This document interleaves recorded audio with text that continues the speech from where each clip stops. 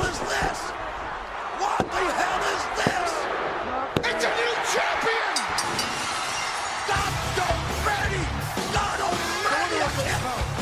And new World Wrestling Federation champion, Stone Cold Steve Austin!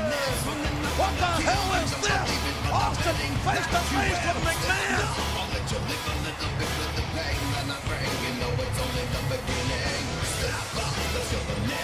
They're shaking hands!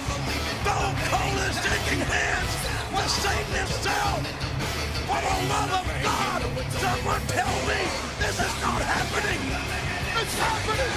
Stone Cold Steve Austin has sold his soul for the WWF title!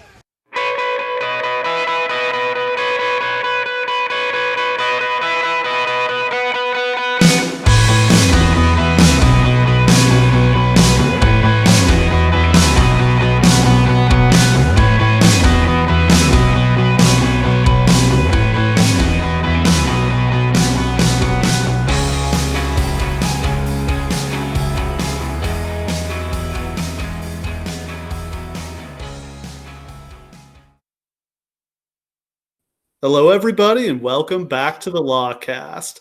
This time, we're doing the big one. It's the show that ended and defined the Attitude Era. It's the greatest WrestleMania of all time, WrestleMania 17. Kyush, we have literally been talking about doing this show since we started this podcast a couple years ago. How do you feel to finally be covering it? Much like all of wrestling history in general, all of our podcast has led to this moment. Yeah. Where we finally get to maybe what the show that is the culmination of all that wrestling has provided since all the way back to Hackenschmidt and Gotch. And here we are. And you know what? I got to get something off my chest really quick. We're kind of a podcast that has prided itself on being positive, not necessarily all the time, but like generally speaking, we're like positive about stuff that we enjoyed in history. And I feel like the last couple of shows have been a real fucking bummer as we've just tried our best to get shit on the Attitude Era. Yeah, just like, wow, the last 3 WrestleManias were literally terrible. Yeah. But now, guys, we get to be happy and enjoy things. Every time I turn this show on, it's like I'm 12 years old again watching it in 2001. Just takes me right back to that time. I can't go any further without admitting that this is literally... After like my 4-year absence from wrestling, this was my first WrestleMania back. A WrestleMania to come back to? Yeah, so I hadn't experienced any WrestleMania since like 12, and I came back to this, and like my eyes were like popping out of my skull. And this is so much bigger than any WrestleMania since 3. I mean, it's the first time they've run a dome since 8, and 8 just didn't feel big time in Indianapolis. This is so much better. I mean, the first time you turned on Sunday Night Heat to watch the pre-show and just saw this set, this massive screen, this 50-foot screen, your jaw dropped. In context, WrestleMania 16 was just a normal show with just like normal set and everything. Yeah, in Anaheim. Yeah. At the Pond, which holds like, I don't know, 16, 18,000 people. It's just like a regular basketball or hockey arena. This is in the Houston Astrodome with 60,000 plus people there. And if there had been a 100,000 seat stadium, I think they would have sold 100,000 tickets. I think, yeah. I think they could have done this at the goddamn Daytona Speedway and sold however many seats they have there. Like, I don't think there was an upper limit to how many tickets they could have sold to this one. I think it's very possible, and I'm only saying that because I'm timid about making statements like this, but I think this is the biggest main event in wrestling history, is it not? Yeah, I mean, the only thing I think you can compare it to in America is Hogan and Andre. Yes. Rock and Austin, 2 mega stars at their absolute peaks. Man. I mean, 2 of probably the 3 biggest box office draws in wrestling history, both in their primes, with all this backstory, and everything is on the line. It must be said, too, that a lot of the problem with past WrestleManias, going back to the 80s, like ever since like 3, is that the marketing and the presentation just hasn't been consistently there. This feels like the first time in history, even including like 3 and 1 and all of that, everything is perfect. Like the color scheme they pick is perfect. The poster that they make is iconic. The Didn't video, we have a problem? You still watch the My Way promo video of Rock and Austin to this day. If you ever see a thread on Reddit or a message board or Twitter or whatever asking what are the greatest like video packages in wrestling history, that one's coming up in the first 5 responses. Like guaranteed. It's always the first one that comes to mind. And Limp Bizkit sucks. Oh yeah, but the song is perfect for yes, that. That's the thing, is that like everything about this almost seems like meticulously detailed and perfect when you look back on it. And now we're going to kind of get into how it was a chaotic fucking mess that was a miracle that it works. I've always called this the end of wrestling history. Yes. Everything had been leading to this. And since then, I don't know what's really happened since that's on nothing on this level. On par with this, with the WWF buying out WCW. See, that's the big thing. Like if this were just a show unto itself, it would still be a huge show, maybe the biggest WWE show of all time. But when you add that to it, this is like the most intriguing show anyone's ever put on. Like there's just so much happening here. And like you said, this is the culmination of all of wrestling history in so many interesting ways.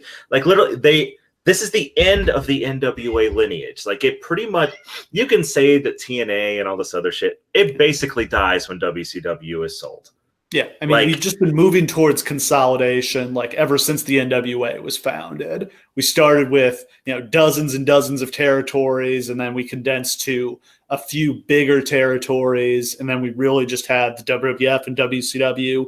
And after this, we've only got the WWF. They're the last one standing. Yeah, there's a real sense that this is all the territories, all of the NWA, all of the AWA, all of everything has consolidated itself into one ultimate company. And this is their biggest show. They own wrestling history at this point. This is when they get the WCW tape library, they've got all the major libraries. It's unthinkable. Like 3 years before this, we weren't sure if this company was still going to exist. Yeah. And now they... In 1997, Vince is telling Bret Hart, like, I can't afford to pay you. I'm going to shrink this back down to just kind of a northeastern territory. And now he's conquered the world. He's a billionaire. He owns the concept of wrestling. And that's something that you can't really understand until you talk to people who aren't wrestling fans about it. And like the only thing that they understand about wrestling is WWE. WWE is professional wrestling. And this is where that happens. Is like there's nothing else to it. Like it's arguable that it'll never change. Imagine all the shit Vince is dealing with here. He's putting together the biggest WrestleMania of all time, where he's going to turn his top babyface heel.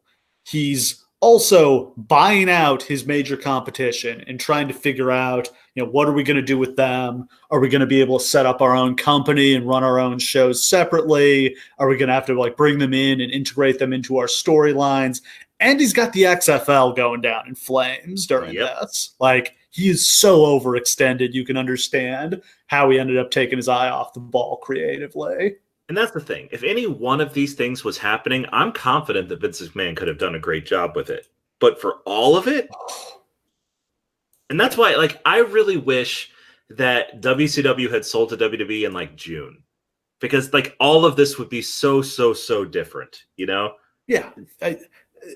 How much of what goes wrong with the invasion kind of starts with how they have to set it up here and shoehorn it into the Vince Shane storyline because they need something hot for WrestleMania? Absolutely. It starts here and they just keep shoehorning stuff into places and rushing it, and it just never stops. So to start with, the first big thing, ECW closes its doors in early 2001. It's a very soft ending. There's no official announcement. Most of the wrestlers only realize that it's done when they see Paul Heyman show up as a commentator on Raw. Backstory there, Jerry Lawler quit the WWF when they fired his then girlfriend or wife. I think she was his girlfriend at that point, and he married her later, the cat, Stacey Carter. Which Ill-advised. In the life of Jerry Lawler, he's made many ill-advised decisions, and this was certainly one of them. Yeah, and it's not like it was this huge dramatic, like, getting rid of her. I don't recall. I don't think that she did anything like scandalous to deserve to get fired. I think they just didn't need her anymore, right? Yeah, I think she had heat backstage. She had done a few things they didn't like, and they just they got rid of her. But yeah, and he was furious and just like quit. I think it was at No Way Out. Yeah, I think I saw an interview one time with Lawler where he drew comparisons to this and the Bobby Lashley thing, which tells you everything you need to know about Jerry Lawler. Maybe she was being mistreated backstage. That's not what I've ever heard. Yeah, I don't think so. But yeah, Lawler quits. They need a new color commentator for Raw. They call Paul Heyman. A brilliant decision because Ross and Heyman are magic together. It is my opinion that this is the best commentary team in the history of professional wrestling. I know that that's hard. I know that like Gorilla and Monsoon and Lawler and Ross, this one is so brilliant. It couldn't have lasted forever, but like these guys they would have killed each other. But these guys butt heads so much, and it brings so much out of Ross. Like Ross could get comfortable with Lawler and just be like, la da da da. Here in every segment, it's like his very morality is on the line against this evil snake merchant next to him. Oh, Paul Heyman is so great. Like, it's so sad to me that Heyman hasn't done commentary since this because he's just perfect. And like he's a dickhead heel, but he also like puts the product over.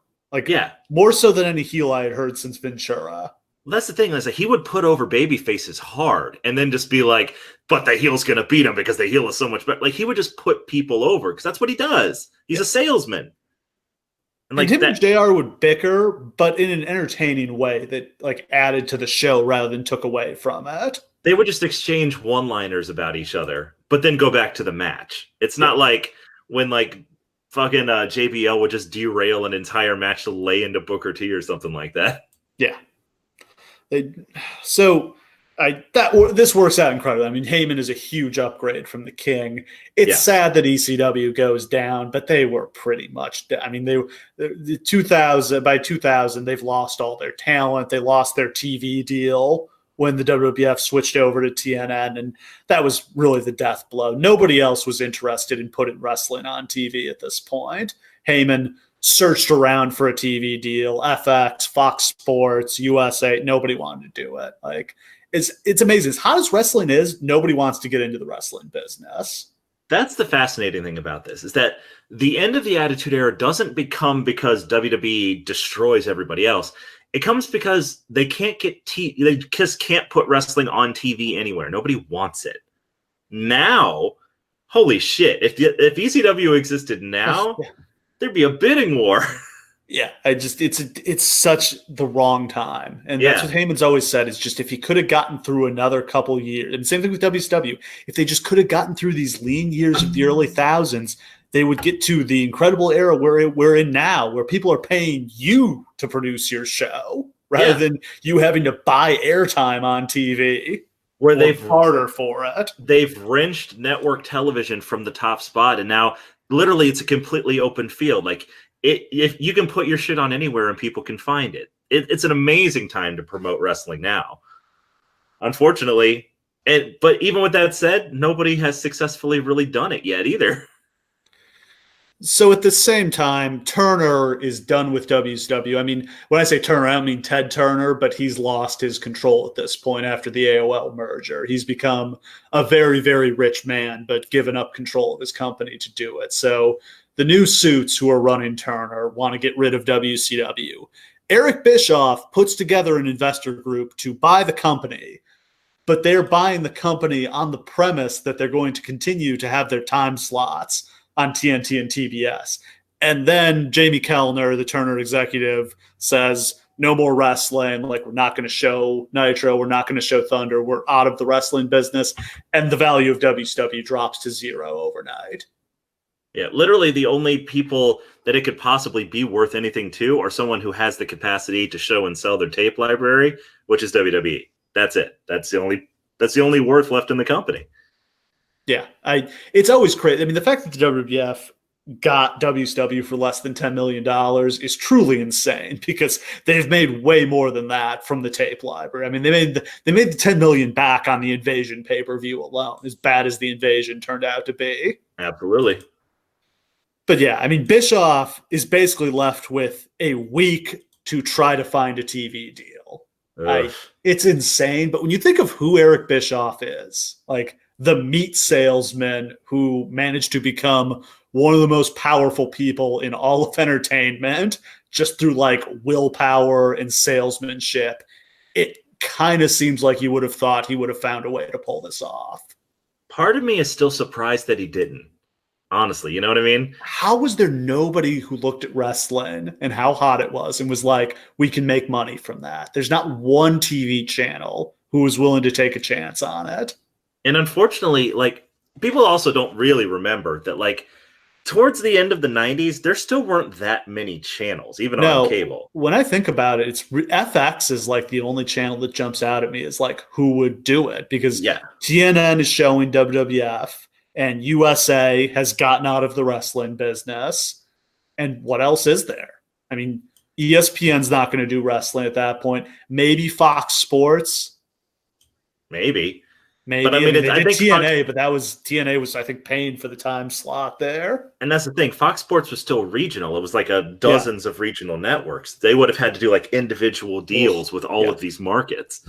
Like FX, Bischoff did negotiate with them. Yeah. But like when they said no, there's really nobody else. No, I mean, something might be escaping me, but yeah, there's not that many TV channels, and most of them are going to have no interest in wrestling. You know, the Weather Channel is not going to show wrestling. TNT and TBS are who's dropping them. Hallmark is not going to show wrestling. Lifetime is not going to show wrestling.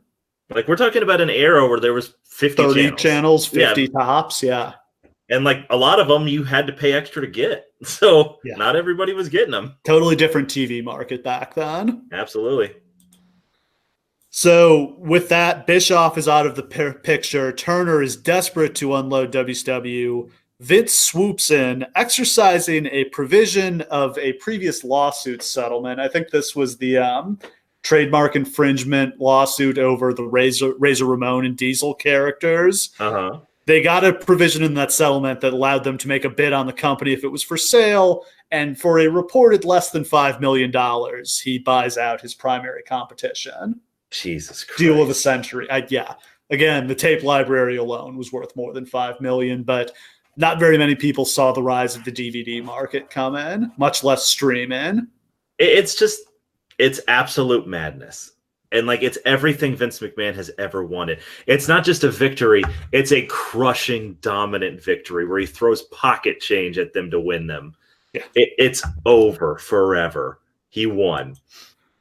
Do you remember how you found out about this? Because I have a very vivid memory of coming home from school on a Friday afternoon and getting on the computer and, as I always would, logging on to WWF.com and seeing a graphic, the WWF logo, the WCW logo, and the word purchase on the screen. And what a way to start the weekend.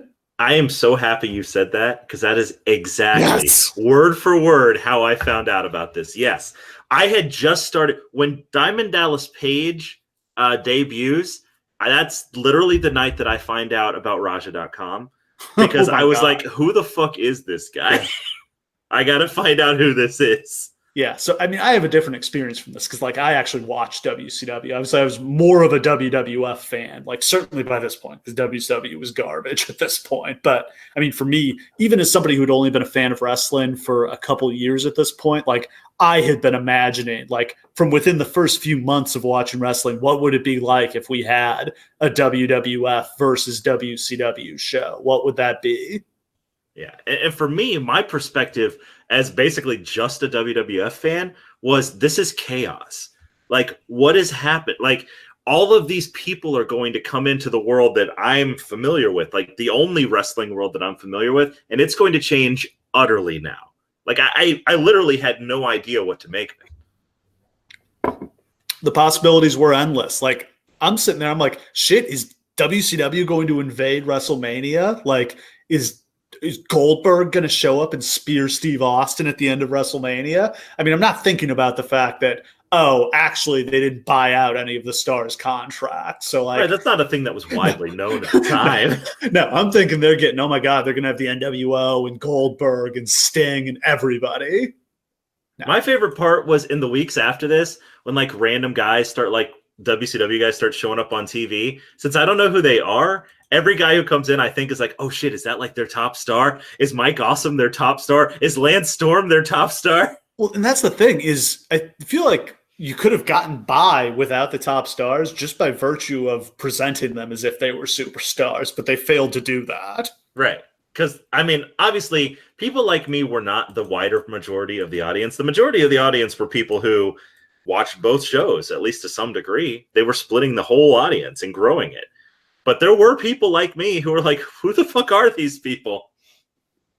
Yeah. So again, to explain the timeline here, this is announced on Friday, like 10 days before WrestleMania. That Monday, the final Nitro is the same night as the Go Home Raw to WrestleMania 17.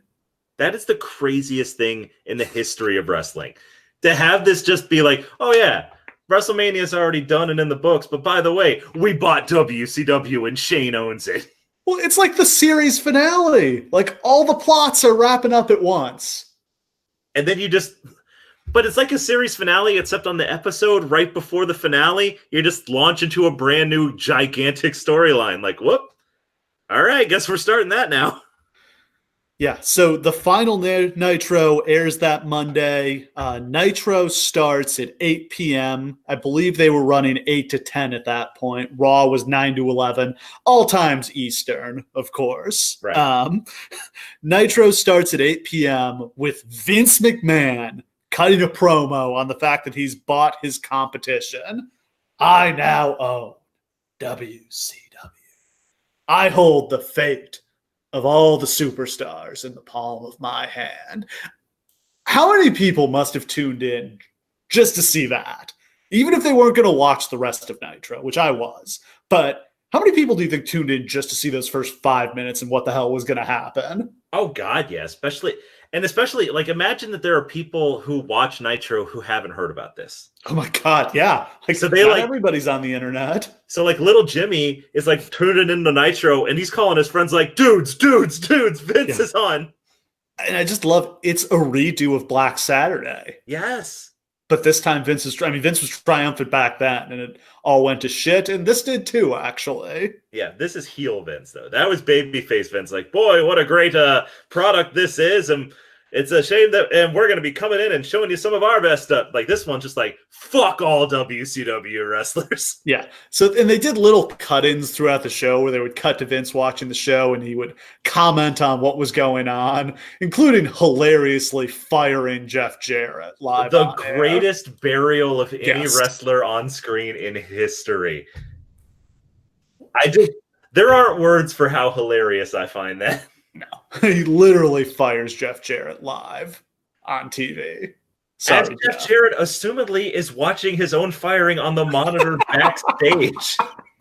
Yeah. So So this show, I believe, was run and booked like by Pritchard and Shane and Jerry Briscoe. They're all like backstage at Nitro, like running things. They made the decision to Booker T beat Scott Steiner to win the world title. That was their call because they knew they were getting Booker in. They want to present Booker as the top star, which is the right call. Of all the guys they're getting, Booker's clearly number one.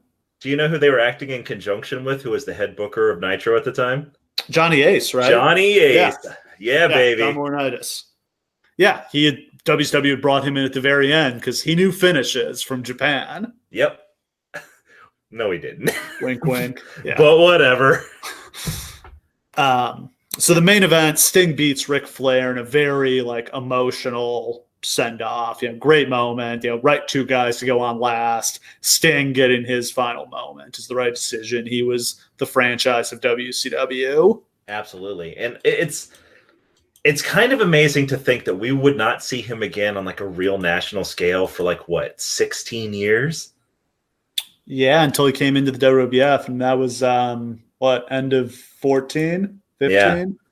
I mean, there's a lot going on, but like I think we all thought that everybody was eventually going to make their way to WWE. And like everybody but him and Luger did.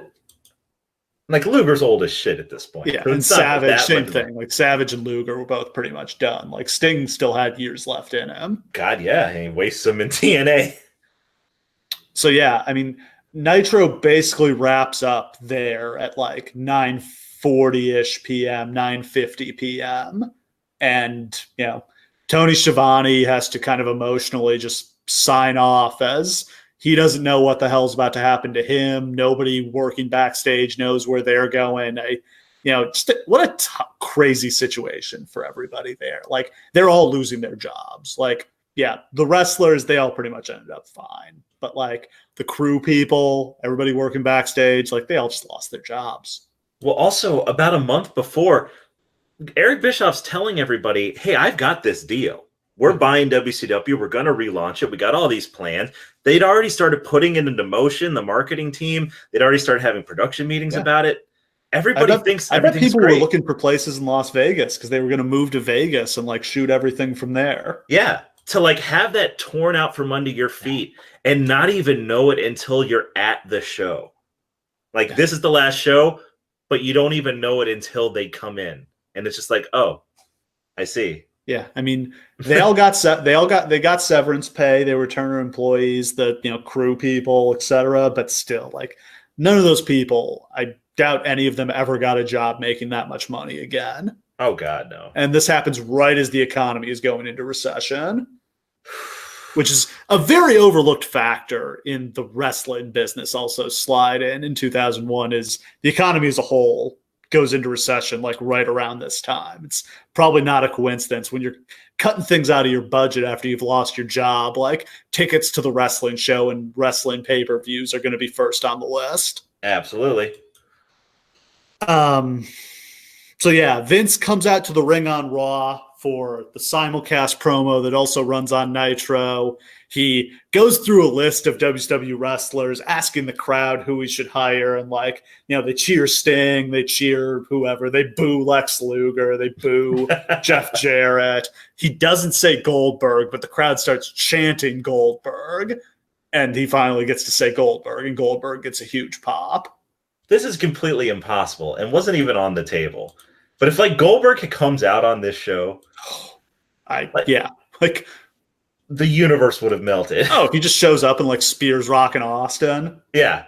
I don't even want to think about that because it's literally impossible. It was never even an option. No, they would have had to pay. I mean, they could have gotten him if they'd been willing to pay him an insane amount of money. They had the money to buy all this shit out. Oh, they sure. just didn't want. They wanted to play hardball with these guys because they figured you guys have nowhere else to go, and didn't realize that most of these guys were perfectly content to do jack shit. Yeah. It's a pretty good life to just sit at home and make $1 million for the year. You and I both know that this is Kevin Nash's dream. Oh, yeah. Pay me $1 million a year to sit on the beach. Fine. Yeah, we'll take that. Yeah, that's fantastic. Oh. So Vince says he's going to shut down WCW, and also he's going to make Ted Turner come to WrestleMania and sign the contract right there in the ring in front of the world. And then Shane McMahon comes out in a ridiculous turtleneck sweater. It's an iconic turtleneck sweater because... Was it really that chilly in Panama City? I can't imagine, but it's impossible to separate it now from my memory of that. It's I'll always remember that big goofy turtleneck. What the fuck is he wearing? He couldn't just wear a suit? Nope. That's formal Shane McMahon is the turtleneck because that separates him from his corporate dad. He's young, cool Shane McMahon. Yeah, so Shane comes out, says that he's actually gotten one over Vince and he bought WCW, which, sure. They were looking for a big twist and a hot go-home angle for that feud for WrestleMania. I know that there are a lot of people who are super mad to this day that they just turned it into a McMahon's thing instead of just letting WCW exist on its own. I don't know. I think that the feud between WWE and the kind of prodigal son buys his competition and runs it against him, that's equally compelling to me. Yeah, I mean, if WCW is gonna be its own show, you probably need a baby face to launch it. The other guy, you probably could have used Flair in that role too. I think Flair would have been known incredible enough to the WWF audience to pull that off. But like, definitely can't use Bischoff because Bischoff's a total heel. Yeah. Like, you don't want to make WCW a product that everyone hates and doesn't want to watch. That's not. If you're just bringing them in as a heel stable, like they ultimately do, that's where you need Bischoff. Right. Oh, so like we said, WrestleMania returns to a stadium for the first time since WrestleMania 8 in Indianapolis. I mean, they could have sold out stadiums the previous couple of years, but they had been kind of playing it conservative. This year, they've got to go for it. And, of course, the huge main event here is The Rock versus Stone Cold Steve Austin. The only other thing that I ever thought they might go with was a triple threat match with Rock and Austin and Triple H, but I think it was the right call to just do Rock and Austin. I completely agree. And there's something special about this, something special about these two being the main event that I think is really literally unique in the history of professional wrestling. Like, I don't think there's ever been another time where there were literally two top ace baby faces at the same time in a company. And that only happened because Austin was the top guy, and then he's injured for 9 months. And in that 9 months, The Rock becomes the biggest star in the history of wrestling also. It's like literally you have like the two biggest stars ever other than Hogan at the same time. And this is the first time they lay hands on each other since they both reached that status. Yeah, it's just totally unique circumstances that allow this to happen. Yeah. It's literally this town's not big enough for the two of us situation. Like, you feel that. Yeah. As we head into this new era, these guys are going to fight to see who is going to lead this industry. You know? And the answer is neither. No. Triple H will. Lol. So we covered the 01 Rumble where Austin, heroically outlasted 29 other men to win the right to go to WrestleMania. The next month at No Way Out, Austin and Triple H had a classic 3 stages of hell match, just a 5-star classic that Triple H surprisingly won after he pinned Austin in the steel cage match to win 2 falls to 1. I love that match. It's totally forgotten match. It's so great. Yes. This run of pay-per-views they have here with that Rumble that was amazing, with No Way Out that was amazing, and then this WrestleMania. They are so hot here, and they are about to lose it all. Literally every pay-per-view after this, other than Invasion for like the next year, is trash. Just trash. Yeah. Like, they don't have another good pay-per-view until they get to the next WrestleMania. Yeah. It's horrible. Yeah. So, I mean, it's kind of classic WWF booking to have the guy who's about to win the title take a big loss right before he wins the belt, to kind of create some doubt, make him look vulnerable, and also set up their challenger. Like, I think even though it's kind of in some ways unconventional booking, I think it was the right call to have Triple H beat Austin there, to set Triple H up as a threat to Austin. Totally. Completely agree.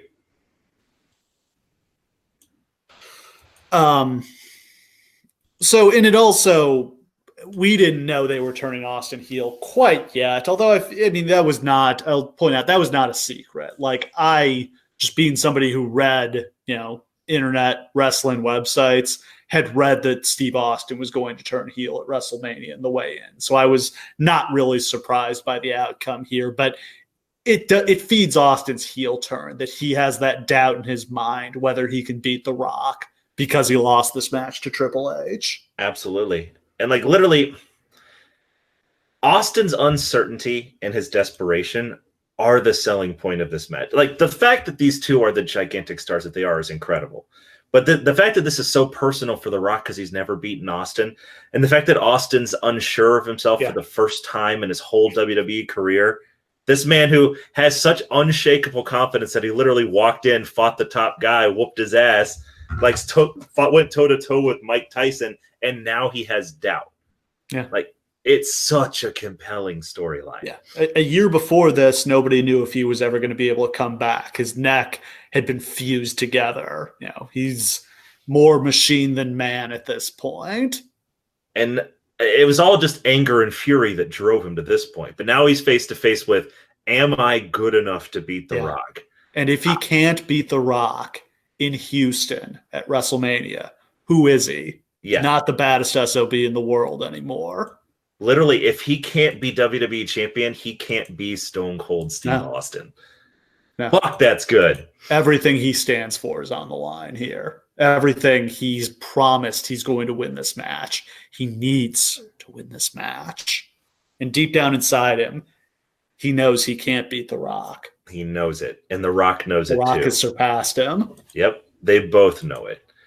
And that leads to a couple of the greatest segments in the history of professional wrestling. With that said, Steve Austin should have stunned The Rock's ass in the middle of the ring here and pinned him 1, 2, 3 in Texas. Yeah, I find it hard to disagree with that. Yeah, like it's his Ali Foreman moment. It's the end of Ali, where Ali has come back from everything, come back from his suspension during Vietnam to win back the title one last time and proved he's the greatest. This was Austin's moment to do that, and they should have turned The Rock heel. See, that's the thing. Is that like the next night on Raw, you can just bring The Rock out, have him go to shake hands, and then he turns on Austin, and Vince helps him. And all of a sudden, there you are. Well, and Rock can just be like, I'm out of here. I got a movie to go make. Yeah, screw this company, screw you, screw everything, I'm out. Walks out. And then you've got Austin and Triple H to fall back on. And Triple H just beat Steve Austin. And he should have beaten The Undertaker here. Sacrilege, I know. I mean, the streak didn't matter at this point. Yeah, the streak was not a consideration. I completely agree. Like, if you're looking at it completely separated from the streak, The Undertaker's not doing shit at this point. Triple H is just fresh off of beating Austin in that classic match. Triple H is who you're building to be, even if you know that you're going to the two-man power trip, then you need Triple H to get over, not The Undertaker. It doesn't make sense for The Undertaker to win. Well, but they needed Undertaker to win because Undertaker was going to challenge Austin because Triple H wouldn't turn face. They wanted him to turn face. Triple H, in an almost unprecedented move, turned down being the top baby face. The top baby face in all of wrestling. The merchandise king. He turned it down. Yeah, I want to point out the night after this show on Raw when Vince and Austin are putting the boots to Rock in the cage and Triple H's music hits, the roof comes off the arena when they think Triple H is coming out to save Rocky and take out Austin. Like, people are so ready to cheer Triple H here that I think they could have made Austin's heel turn work if he had Triple H opposing him as a babyface. That's the problem. The largest problem with Stone Cold's heel turn is that people didn't want it. But the second biggest problem is he just didn't have anybody to fight. Like, it was completely, they did it because he wanted to do it, because they wanted to do it, but it didn't have any reason to exist. And it didn't make sense with the roster they had. If he had Rock, if he had Triple H to play off of, it would have worked to some extent. Instead, it's working with Undertaker and Kane, like Undertaker and Austin for the millionth time. And I guess they thought it was going to be fresh because Austin's a heel now, but no. It definitely isn't. Yeah, no, a stale, burned out match. And then, Jericho and Benoit are getting thrown into the main event way before. I mean, Jericho is maybe ready for it. Benoit's definitely not, to the extent that Benoit was ever ready for the main event. Not even close. Yeah. Kurt's a heel, like, too soon to turn Kurt face. So, I mean, eventually they will, and that'll be the one successful part of the whole that heel up too. Yeah. But I mean, I think the way to go here, you could have gotten 3 months out of Triple H and Austin, like, built to a Hell in a Cell match, I think. Yes, totally. And then you got to have somebody ready, whether it's Kurt or whether it's Benoit or Jericho, who's turned heel at this point. You got somebody, and then Rock's back by SummerSlam. And, you're good once you get Rock back. And we mentioned this when we did our Invasion show and when we did the Backlash show, but it just bears mentioning again. The Invasion was not supposed to happen this summer at all. Triple H getting hurt sped it up because they had nothing for Austin to do. But they weren't ready for that. That was supposed to be like next WrestleMania. And if that happens that way, maybe everything's different. Maybe it works. Maybe they have time to get some guys. Yeah, but I mean, by the next WrestleMania, they've got Flair and they've got the NWO. They don't have Goldberg quite yet. They wouldn't have Steiner quite yet. But like with the guys they had, plus like NWO and Flair, like that's pretty strong. That's enough, I think. Yeah, you throw like Jericho and Booker T and Benoit in there, and you got a hell of a thing. So Rock won the WWF title from Angle at No Way Out. That sets up our world title match. Rock versus Austin, set for this epic match. And then the feud kind of sucked at first. This Deborah thing, guys. Oh, God. So, yeah, to fill you in if you don't remember this, like the original basis of the feud is Vince announces that Deborah is going to manage The Rock and that Deborah will be in Rock's corner at WrestleMania. And like the whole feud is about Deborah. Like Kurt Angle attacks Deborah and Austin blames Rock for not protecting her. And that's why this just sucks. Like Steve Austin ever being married to Deborah on screen was a terrible idea. Here's the thing. Everything that you ever see about the build between these two takes place in the last 2 weeks. Yeah. 4 shows. Because there are 6 weeks in between No Way Out and WrestleMania, and for 4 of them, it revolves around this bullshit Deborah storyline nobody cares about.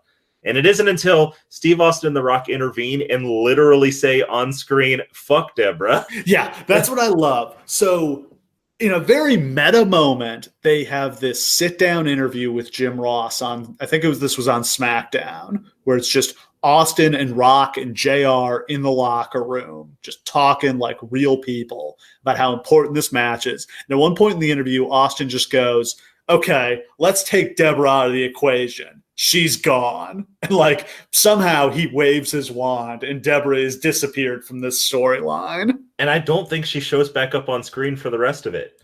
No, she's gone after that. Like, yeah, Poochie died on the way back to his home planet. And literally the entire rest of the build is just them drinking beer and fucking doing finishers on each other. And that's all people want to see. Yeah. They're not good guys. They don't wear white hats. They don't like each other. Total asshole. And just the tension. I went to a Raw or Smack. I can't even remember because I was a kid. But it was on the road here. And literally after the show goes off the air, Austin and Rock just stand behind each other and like get ready to do their finishers. And then when they turn around, they just act like, oh, hey, I wasn't going to do that. Yeah. They milk that tension for like 40 minutes. And like that's every show, just that tension. Rock putting his hands on his knees like he's going to nail the rock bottom. Austin coiling up for the stunner. And then when they finally do it, it's lit. When The Rock hits the stunner on Steve Austin, I made a noise that I remember to this day. It was like somewhere between, I was like started choking as I screamed. Yeah. Never see, because people didn't steal each other's finishers back then like that. No. I'd never seen anybody do kind of stunner. A cliche now, but yeah, back then, I don't remember that happening before this. And the Rock stunner was so terrible, but I loved it. Hilariously bad. Yes. But yeah, this always from the video package, Paul Heyman just saying, how personal can this get? Houston, we have a problem. So the sub-main event is Triple H versus The Undertaker. I've heard some wacky rumors for what Triple H was going to do here, including Triple H versus Ray Lewis. How do you feel about that idea? What? Yeah. Why? Because Ray Lewis, the Ravens, had just won the Super Bowl, and you think they really would have done that? Ray Lewis is a big heel because he was involved in covering up a murder. Dude, this is the same company that almost brought in OJ. That's a great point, man. That's like, I don't know why Triple H is a heel too. So I don't think Ray Lewis was going to be the baby face here. That is a thing that would not have aged well. No. So I'm glad that they didn't do it. But man, that's so weird to almost have like another copy of the Lawrence Taylor thing and then just have it in like the mid card of this show. I would love the thought of Triple H doing the job to Ray Lewis. And he would have had to do the job. Oh, wouldn't have been more of an indignity than what Warrior did to him. It's so funny because two of the most impactful moments of Triple H's career are wins at WrestleMania, like the one where he literally buried Booker T's career and the one where he's the only heel ever to win the main event. But mostly he gets jobbed out at WrestleMania. Lost like every WrestleMania match he's ever had. Yes, except those random two. So more plausible is that they were going to have him wrestle Shawn Michaels. Yes. They did bring Shawn to TV to like shoot an angle. Shawn wrote about this in his book. They brought Shawn in. Shawn like kind of freaks out when he gets there, like has a panic attack and swallows a bunch of pills. Somebody notices that he's high and rats him out, and they just like they're just like, you got to get out of here. Like you can't work here. Like go home. Yeah, he's not ready yet. He's gone. I mean, we don't see him again until like the next year when they come bring him in for the NWO. But this is like, I think this is pretty much like when he hit rock bottom and turned his life around. Yeah, this had to happen. So it's not like it was an option. But if you want to imagine 2002 SummerSlam Shawn Michaels versus Triple H on this show. Yeah. What did The Undertaker do then? I think it was going to be Undertaker and Kane against Haku and Rikishi. Yeah, because they are pushing Haku and Rikishi hard through the beginning of the year, and then they just literally don't even exist. Gone. Yeah. Like, Rikishi never does anything else after this, really. It's over. Haku, I think they just release him. Yeah, like he's gone by like the time they split the rosters. That's crazy. The Undertaker match just kind of comes out of nowhere. Like Triple H is just cutting a self-aggrandizing promo where he's talking about how he's beaten everybody, and then Taker comes out and he's like, "You ain't never beaten me," which is all you really need. Yeah, there is that iconic thing that Triple H does when he like sits the chair on Taker's neck. There's some good angles. Like they get the match because like Kane is like dangling Stephanie off a ledge backstage. That is the best. Where he's just like, yep, go and toss her down. Yeah. And there's one where like Triple H has got a restraining order and Taker comes out and he's like, well, before I came out here, I made 2 calls. One was to my lawyer and one was to a bail bondsman. So let's get it on. Fucking, I love Biker Taker so much. He just redneck Biker Taker. Doesn't give a shit ever.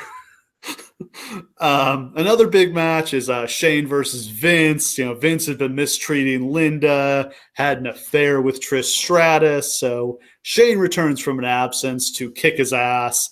And then in a very convoluted storyline, Mick Foley is announced as the special guest referee when it's revealed that he signed a series of open contracts right before he was fired by Vince. This is an easy to forget storyline.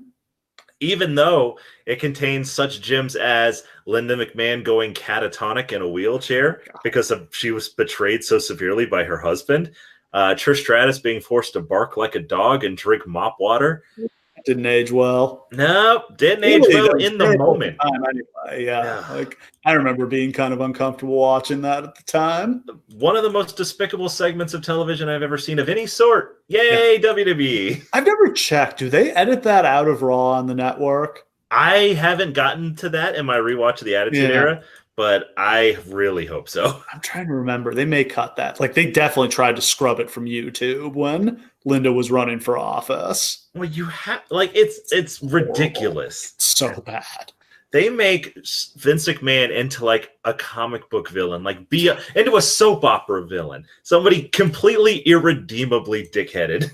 The promos with Linda are really uncomfortable too, where he's just like, you could never satisfy me. You were never good enough for me. Like all you ever did was hold me back. I only married you so that our son Shane would be a bastard. Because the thing is that that's so personal and so specific. It feels very real. It feels very real. Yeah, like Vince just flaunting the fact that he has cheated on Linda like throughout their marriage. And like, I don't even know if he has. Probably. I think he admitted to it in the Playboy interview. Yeah, and I completely believe it. Like, I think he admitted to being like a sex addict too, which is probably something you could definitely believe. Yes, I can. So we also get the third round of the Dudleys, Hardys, Edge and Christian rivalry, the second tables, ladders, and chairs match. And to make this one extra special, they now each have a third addition to their team. The Hardys have Lita, the Dudleys have Little Spike Dudley, and Edge and Christian have Rhino, which I just remember being like, oh my God, it's going to be 9 people this time. This, and we'll get to why. This is my favorite of all of these matches. Yeah, I love the way they integrate the new people. Yes, the new people make this so much more fun. And like you would have thought that like they couldn't do anything that you haven't already seen. The new people add so much freshness to this. The other big match is Kurt Angle versus Chris Benoit. This one also kind of comes out of nowhere. They were building towards Benoit versus Guerrero, but I think a couple weeks out, like they realized they needed to have an opponent for Angle, and just kind of pulled Benoit out. Like Angle was doing a promo where he was complaining that he didn't have a match for WrestleMania, and Benoit came out and was like, "Hey, I don't have a match for WrestleMania either. Let's wrestle." And from such an inauspicious beginning comes a match that at least partially creates the future of wrestling. Yeah. Like literally the style that Benoit and Angle show when in their matches, I think more than any other singular match kind of creates the independent wrestling style that would come. Like that sort of no selling, constant go from move to move to move. And like there are others like Van Dam and Lynn and Michaels and everybody. Like it's not just them, but it kind of starts right at this time. And you kind of feel like a lot of people who are actively coming up in the wrestling industry are looking at this like, oh. Yeah. I don't think anybody would think of these as like some of the most influential matches ever, but I think they really are. Like I feel like they kind of invent this style. And like they expose it to a mass audience. Yeah, and this was a style that didn't really exist. Like on the indies, there were guys who were doing stuff like this, your Reckless Youth, your Christopher Daniels, guys like this. But this is right around the time that guys like American Dragon, Bryan Danielson, Samoa Joe, CM Punk, they're all getting their start in the business. Van Dam and Lynn are the first guys I really remember doing these kinds of matches where they do all the chain wrestling and they'd like pause and let the crowd clap for them. Yeah, if I can be a nerd for a second, really it's Lynn and Sean Waltman as the Lightning Kid in GWF. But like, sure. And that was sort of a continuation. Shit. Yeah, nobody saw those fucking matches. The dorks. Yeah. This was also the first and only show to feature the Gimmick Battle Royal, which is just the most wonderful idea. They should do this every year. Oh my God. And you could I wouldn't call it Gimmick Battle Royal. I would call it like a Legends Battle Royal, but yes. I would love that. I mean, like now you'd have like Road Dogg and Billy Gunn and like Scotty 2 Hotty, and like you could always dig out more people, like get Ken Shamrock in there, Jeff Jarrett. Like they kind of do this with the surprise entrance for the Andre Battle Royal, but like just give us. Doesn't New Japan do a match like this at the Dome each year? New Japan is genius about this because they have basically a mini Royal Rumble, and they put like, since it's such a small spot, people who are like 60 years old show up to this. And it's just like, oh shit, remember my favorite wrestler from the 80s? Here he is, and he's going to wrestle Cheeseburger in a match. Isn't Haku still in these? Sometimes. Yeah. Like it's all just for fun. And like they have a really fun, like loose time with it. And it can just be for comedy. It's great. This is such a great breather on this show. And the best thing is we get Gene Okerlund and Bobby Heenan. Yes. Even though Gene is terrible on commentary. Yeah, but I mean, just to see him is so amazing. Like, and it's only possible because WCW has just gone down a week before this. Yeah. So they were already gonna do the Gimmick Battle Royal, but like getting Gene and Bobby just happened because WCW had gone down. I think maybe Bobby had already been let go, but Gene was with WCW until the very end, I think. And that's just beautiful. Like it was so good to see them. It was so great to see them. And like, it's like the only Gene they would use occasionally over the years. Like this is the only spot Bobby ever really got because he had his health problems almost right after this. Yep. Which, I mean, sad, but such a great moment to see those guys at WrestleMania and the ovations they get. I love that the crowd remembers them. Yes. This is a nostalgic crowd. They like pop hard for stuff like this. Yeah. I mean, so just as much as I just said a lot of the things were wrong with the build or things weren't built that well, there was so much hype going into this show. Like this on the day certainly felt like the biggest show of all time. Yeah, and that's the thing, is that these matches were not necessarily well built too, but there's just so much of it. And like everybody is so outrageously over. Like it really feels like of the top 30 wrestling acts of all time, it feels like you got like 5 of them on this show at the same time at their peak. It's crazy. And it just makes it so much more stranger to me that they felt like they needed to turn Austin heel because, as Austin always says, they didn't feel like they had something big for WrestleMania. Like, what did they need? What did they think they needed? The biggest main event maybe ever? Are you serious? Not big enough? Like, how is Steve Austin not coming back from his injury to win the WWF title again in his home state? How is that not big enough? This is classic overthinking. It really is. Because WWE does this all the time. Is that they so rarely just give you that moment where like the babyface has their hero's journey and then they win and everyone can be happy. Yeah. I mean, imagine if at WrestleMania 3 they'd been like, oh, Hogan just beating Andre isn't big enough. Let's turn Hogan heel. Yeah. I mean, this is not that different. You're right.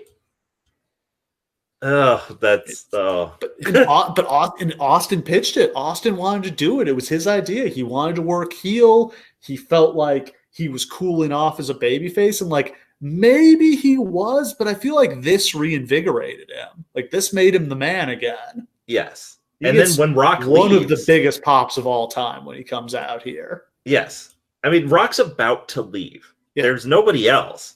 It just doesn't make sense. And I get why he wants to. He never wanted to be a babyface ever. Yeah.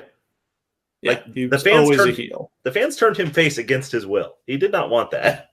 Yeah. I mean, as he turned face, he was still the meanest, nastiest heel in wrestling. And he was so cool while doing it. Yeah, they've said it many times that like they just kept trying to make him a bigger heel, and it was only getting him more over as a face. Oh, so to get into the show. It's April 1st, 2001. Yes, April Fool's Day. We're at the Houston Astrodome in Houston, Texas. We've got a sellout crowd announced at 67,925. Real attendance is about 65,000 with 60,397 paid for a $3.5 million gate. By far the largest in wrestling history to this point. Fucking hell. And $1.1 million in merchandise sales, shattering the previous record. $1.1 million in fucking shirts. Yeah. At $20 a pop, man. Everybody bought a damn shirt. Like, they sold 60,000 shirts. I mean, at the Raw that I went to a couple weeks before, I bought like 10 shirts. So, like, I'm not surprised. God, oh my God. Buy rate 2.4 for 1 million buys. Again, shattering the old record, which was 800,000 for WrestleMania, or like 820, I think they did the year before this. Literally 200,000 more than the biggest other one ever. Yeah. They don't beat this. I think maybe WrestleMania 23 with Trump beats this. And then, but the only thing I can think of that I know beat it was the Rock Cena WrestleMania in Miami. Right. Which was like 1.2 million or something insane like that. But this is still the standard. That's with international buys is the thing. I think this is still the most domestic buys they've ever done because there's no international pay-per-view at this point. Right. The only international is Canada. Like, this is still the standard to which success in wrestling must always be compared. In a lot of ways, it has not been even come close to since. Even with as huge as WrestleMania is now, it's just not like this. The opening package is, as it always was in this era, narrated by classy Freddie Blassie. It shows like images of common people from the heartland watching WrestleMania. They show classic WrestleMania clips of Hogan, Warrior, Now that they own the history of wrestling, they can embrace it. Yes. Now it's, suddenly, hey, look, Hulk Hogan's a guy. We had him. Yeah. It ends with Blassie saying that WrestleMania is a celebration of life. It should be corny, right? Yeah, like but it should be, but it's not. Yeah, these Blassie packages are so good. He's just so earnest, and I love it so much.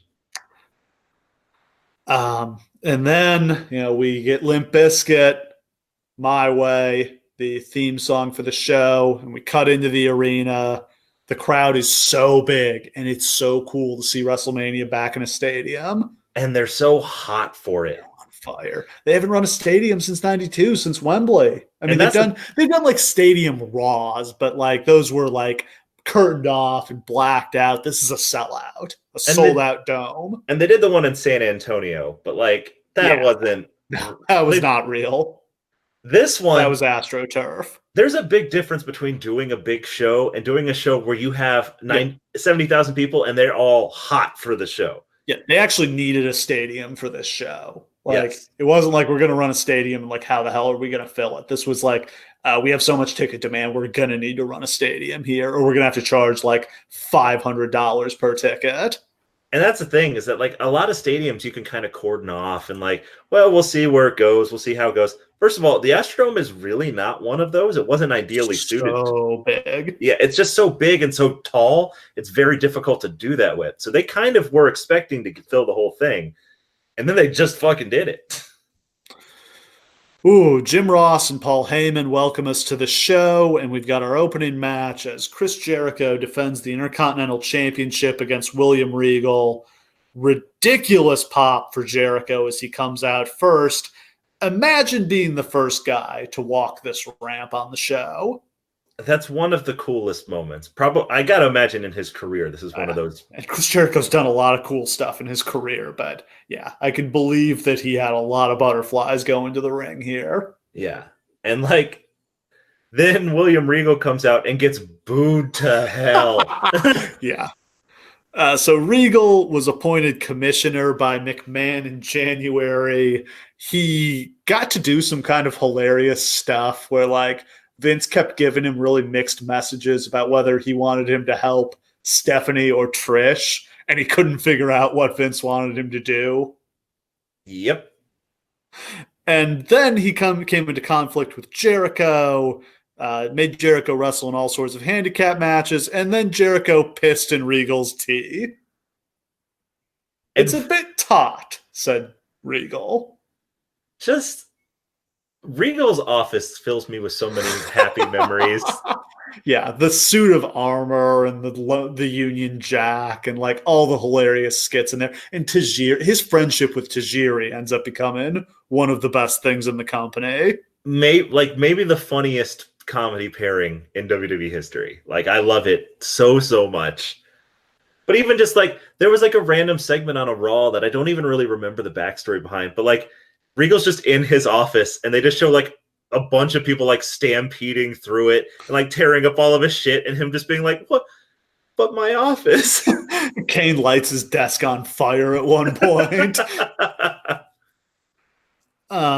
So Jericho gets slammed into the post twice by Regal. That softens up a shoulder that Regal had previously attacked on SmackDown. Jericho manages a one-armed comeback with an enziguri and a missile drop kick. Jericho then misses a corner charge again, hitting his shoulder, and gets hit with a butterfly suplex by Regal. Jericho covers. He goes for the walls of Jericho, but he can't get Regal over. Regal gets Jericho into the Regal stretch, but Jericho gets to the ropes. Jericho then hits a bulldog, a suplex, and the lion salt for the pin. Quick kind of 7-minute opening match. Nothing special, but good pop for Jericho winning. Yeah, this is a great opener. Both of these guys are super over. It was a great choice. It's not a good match. I don't think Regal and Jericho had very good chemistry. Regal didn't really have. Did anybody know how to wrestle William Regal? Like just anybody Benoit. In the WWF? Yeah, Benoit could work that kind of European style, but like nobody else seemed to know how to do it. Yeah, so he would just awkwardly do his offense, and the fans wouldn't know what to make of any of it because nobody else was doing that. Yeah, nobody does mat work. Nobody does holds at this point. It's just not a thing. God, we were robbed of a world where he wrestles like Cesaro. He had that amazing match at NXT, even though Regal was like 45 at that point. Yep. Backstage, a limo pulls up and Shane McMahon gets out. Then we go to the APA's office where like Bradshaw and Farouk and Jacqueline are playing cards. And Bradshaw gets really fired up and gives a speech about how this is Texas. We're going to fight for my home state tonight. This was awesome. This promo, which is completely out of fucking left field. Yeah. He just stands up and breaks character. Yeah, he's just like, this is Texas. This is the land of the Alamo. We're not going to let the right to censor come into my home state and take us out. And literally, like, Jacqueline and Farouk are standing there like, what the fuck is... Yeah, he starts, like, rattling off all these Texas legends. Tom Landry, Nolan Ryan, like, they left the hole open at Cowboy Stadium so God could see. Like, it's totally random. Yes, but an unbelievably good promo. Like, this may be the promo that got Bradshaw his main event run later. Well, I feel like this is like every 6 months, Bradshaw would cut a great promo and be like, man, that guy's good. We should push that guy sometime. Then they'd like forget about him again for a while. Yeah, for the next 6 months, he'd just be doing these backstage segments, smoking cigars and stuff, which are great. There's nothing wrong with that. Again, when you talk about things that like spark joy, the APA's office. Yes. Such a great gimmick. And like the making people come in through the door, everything about the APA was awesome. And I love them putting Jacqueline with them because that's just such a natural fit. I wish they had spent more time together. The toughest chick on the company. Yes. Like that's just such a great pairing. I'd be more afraid of Jacqueline than Farouk or Bradshaw. Jacqueline didn't get knocked out by Joey Styles. Shit. Jacqueline... There are people out there who probably don't know about Jacqueline. Jacqueline came up in the South in a time where her matches were literally like her versus a dude, and she'd have to beat his ass for real to make people believe it. As she said, I can beat anybody, man or woman. Like, she used to actually have to do that. She used to be a draw in the South because it'd be like, if you beat this man, you can get to the manager. And then she like whooped Jim Cornette's ass or something. Oh, so then next match is a 6-man tag team as the Right to Censor take on the APA and Taz. The Right to Censor team is Bull Buchanan, Val Venus, and the Good Father, managed by Steven Richards. The Right to Censor are such heels. Such loud boos. And even Heyman hates them, which I love that. I love when you've got a heel so terrible, even the heel commentator hates them. Well, he goes completely against everything Heyman believes in. Like, Heyman's a scumbag and a con artist, but he doesn't believe in censorship. Are you kidding me? No. And Taz is somehow still over, despite having done absolutely nothing since he came to the WWF. Yep. We get a Pier 6 brawl right off the bat. Richards gets hit with a DDT by Jacqueline. Bull Buchanan does an insane springboard lariat. Every time I watch a Bull Buchanan match, he does something athletically that just blows me away. Yeah, and you're just like, wow, how did this guy not do more? And then you forget that he exists for a long time after that. Yeah. Taz gets worked over. He gets hit with a Russian leg sweep, and I'm pretty sure he gets a concussion. Yeah, he like folds up like he's immediately. Fucked. Yeah, either he's selling really well, but he's selling too well. Like he's holding his head and just like can't stand up straight. And like that's a hell of a Russian leg sweep. You don't think of that as one of those moves. Yeah. Good Father misses a Vader bomb. Taz hot tags Bradshaw. Double spine buster by the APA. A super back suplex by Bradshaw. But he gets caught with a double power bomb. Good Father goes for I don't know if they had a clever name for the Ho Train when he became the Good Father. I don't believe so. The No Train. Yeah, the No Train. Misses. Bradshaw nails him with the clothesline from hell and pins him. This was like a 3-minute match. It was fine for the 3 minutes and good showcase for Bradshaw. Yeah, if they hadn't cut that promo, this would be completely forgettable, but actually it turns out being kind of nice. Yeah. Then we see backstage Trish Stratus rolling a comatose, wheelchair-bound Linda McMahon into the arena. Stephanie McMahon stops her. She talks some trash about how Vince is going to kick Shane's ass and then tells Trish to put champagne on ice for later. Yeah, the actual storyline isn't even really between Shane and Vince. It's kind of between Stephanie and Trish. How about the sexual tension between Stephanie and Trish? Okay. I'm glad you brought that up because 13-year-old me really wanted you to. The undercurrent of this storyline is that Stephanie is a dominatrix and Trish is her slave. Like, let's be clear. Like, I was going through puberty right around this time. Some weird feelings in there. And this was a major hit with young Cush. Yeah, it was. And with current Cush, to be perfectly honest with you. We're being honest here. Yeah. Then we've got a hardcore championship match as Raven defends against Kane and the Big Show. This match is so much fun. Yeah. Like, I adore this match. It's so fucking stupid for Kane and Big Show to be doing this. I love Raven being caught in the middle of this. This is like the only good thing Raven did in the WWF. Yeah, poor Raven, who's normally wrestling like Crash Holly and Al Snow, now is wrestling the Big Show and Kane. Oh, so they go backstage right away, and like Kane and Big Show are slamming each other through walls and doors. It's King Kong fighting Godzilla. Then Raven will like jump in and they'll just throw him through a window and go back to it. Kane gets in a golf cart and like actually runs into Raven with it. Have you ever heard Raven's shoot interview story about this match? Yes, like the whole match was supposed to revolve around this golf cart and he totally fucks it up. He crashes it like into a fence, and apparently right in there was a generator that if he had hit the generator, the arena would have lost power. He would have ruined WrestleMania 17. He would have been fired before he got back to the restaurant locker room. This would have been even worse than when Vince found out he was partying with Shane. Imagine if you're Raven and like you get fired and blacklisted because of Shane, not even your fault.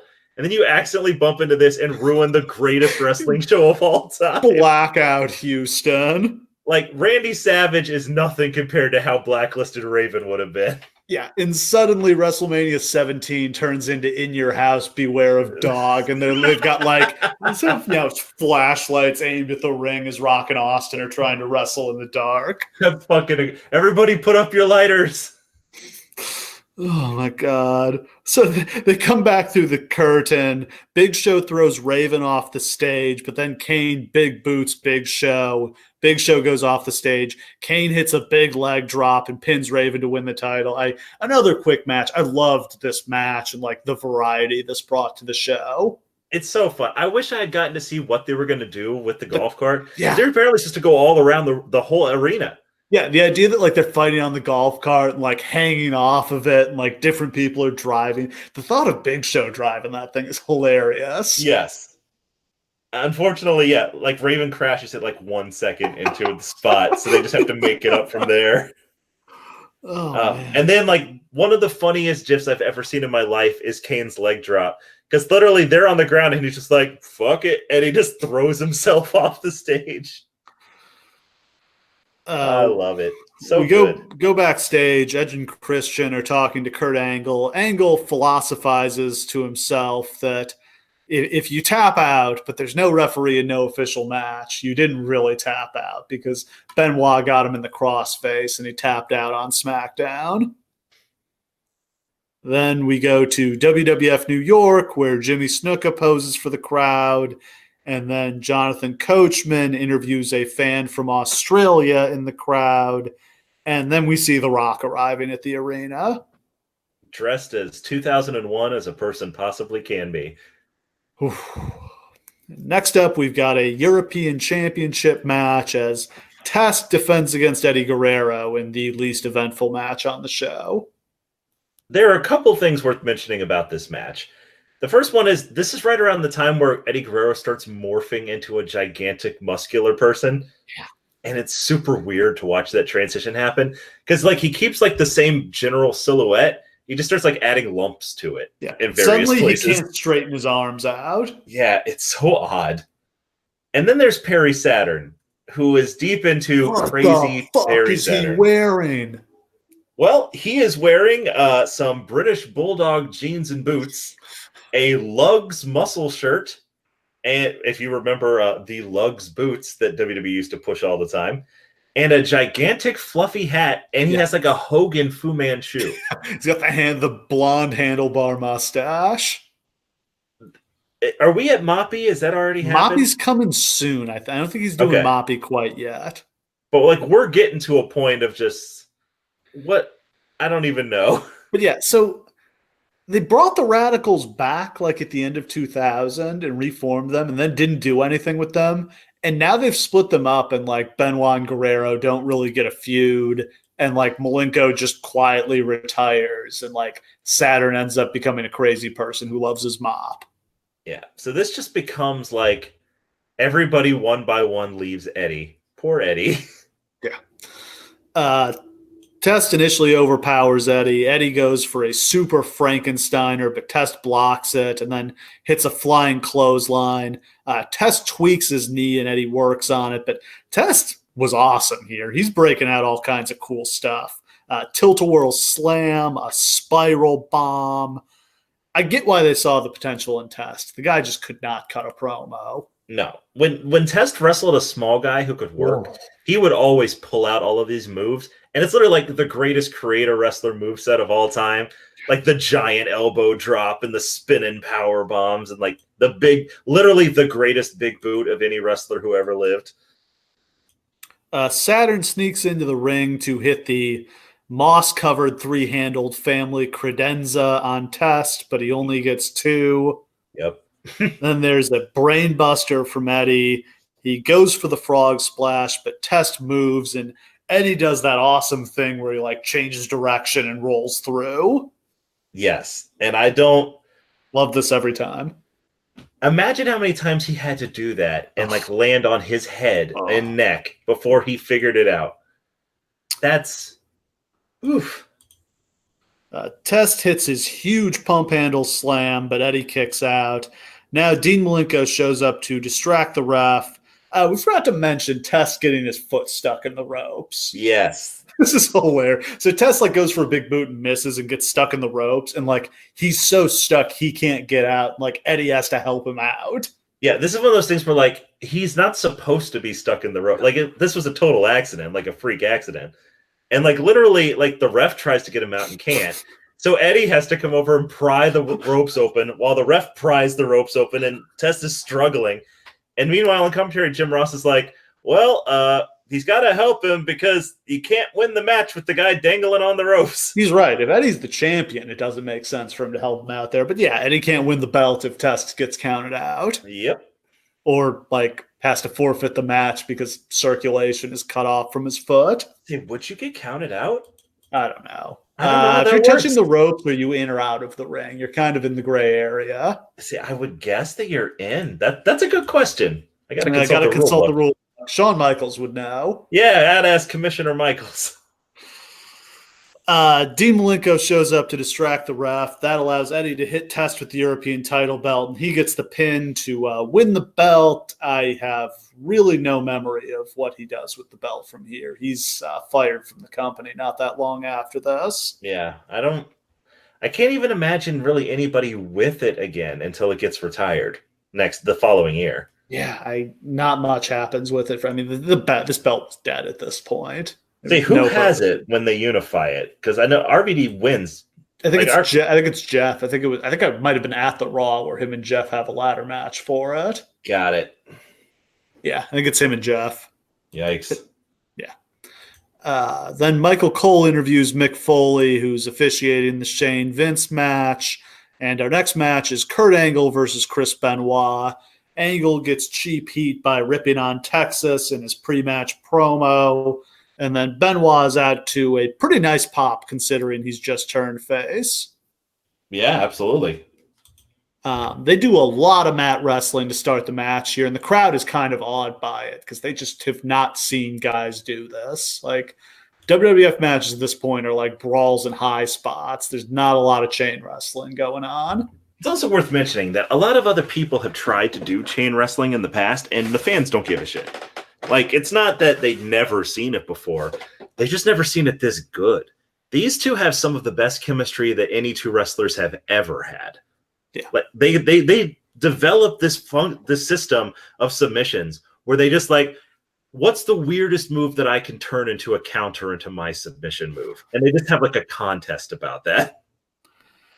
So the mat wrestling ends when Angle can't get the better of Benoit and just punches him right in the face. Great spot. Yeah. Then it turns into a brawl. Benoit takes over. Benoit hits the rolling German suplexes. Angle counters with the ankle lock, but Benoit gets the ropes. Then Benoit rolls into his own ankle lock, which is an awesome spot. Yeah, it is. Angle manages to like kick his way out of that. Benoit then gets Angle down into the crippler crossface. Angle slips out. He locks Benoit in the crossface, but Benoit gets the ropes. Ref gets bumped. Benoit gets Angle in the crossface, and Angle taps out, but obviously the ref's not there to see it. Angle hits the Olympic slam. The ref recovers for a slow 2 count that Benoit kicks out of. Angle goes for a moonsault, but he misses. Benoit recovers to hit the diving headbutt, but his cover only gets 2. Angle then cradles Benoit and grabs the tights to get the pin. A very, very good match. I think it was overrated at the time just because people were kind of blown away by the style of wrestling they saw here. Yeah, this is not an unbelievable match. It's just very good and wonderful to behold. Their match in 2003 at the Royal Rumble is by far the best match they That's had. a classic. It's one of the best matches I've ever seen. I love how many times we've managed to put that match over without ever doing that show. Eventually we'll actually do the show that it's fucking on. We've just been hyping it up for months. Regal then goes to his office where he finds Kamala is on his desk along with Kimchi. Poor Regal. We then go to footage of a pep rally that the company held at Fort Hood over the weekend. Then Kevin Kelly interviews Kurt Angle about his victory over Benoit. Angle says he doesn't respect Benoit. Benoit shows up, puts Angle in the crossface, and the announcers say that Angle is tapping out, but I didn't see it. Yep, me neither. Next up, we've got a women's championship match as Ivory defends against Chyna. You may remember the shitty angle where Chyna collapsed at the Rumble due to a kayfabe reoccurrence of her kayfabe neck injury. Yes, that really horrible, horrible storyline that is only redeeming because the one Billy Gunn was a part of it and made me laugh. The big angle on the way into the show was Chyna ripped off Ivory's clothes. Yep. Which is the big angle in every Ivory feud, basically in her whole career. Chyna gets a big pop. Shame she's going to be gone from the company in a few months. I mean, we should really talk about this is the end for Chyna. She, of course, never returns to the WWF and, of course, tragically passed away now. Even the year before this, she was still a huge star. And here, she's still over. She's now in the women's division, which is something different that I think could have led to some very good stuff with her working with Lita. I think this is right around the time where WWE decides to start actually doing a women's division again. And stop doing intergender matches. Yeah.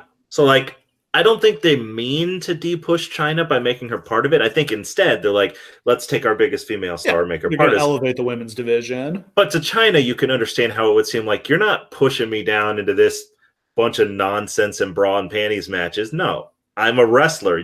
I've been pushed as a real wrestler. I'm not doing this. And her contract came up, and I think she wanted to be paid like one of the top stars in the company, which she had been. She's not being pushed like one at this point, but she probably wanted $1 million guarantee. Like they weren't going to do that. And let's be 100% clear. We're not WWE haters or WWE defenders, particularly. If you go back and listen to the podcast, we don't really ever tend to come out on one side or the other. But this is almost entirely because of what's going on with Shane and Stephanie. Or with Shane and Stephanie. Oh, God. No, I'm breaking some news here with Triple H and Stephanie. Yeah. Nobody knows the exact timeline there, but they're definitely together for real here, and it's not cool with China. It's not just that they're together; it's that like Hunter was cheating on China the whole time. Like, he was cheating on China with Stephanie. That happened. Blatantly obvious, yes. And yeah, I mean, town's not big enough for the three of them, and like we know who's going to lose out here, and it's not the owner's daughter, and it's not the guy who's dating the owner's daughter. Yeah, and who happens to be like the top star in the whole company other than Austin and Rock. And also China is complaining about her spot and wants more money. It made it easy to make that decision, you know? Yeah.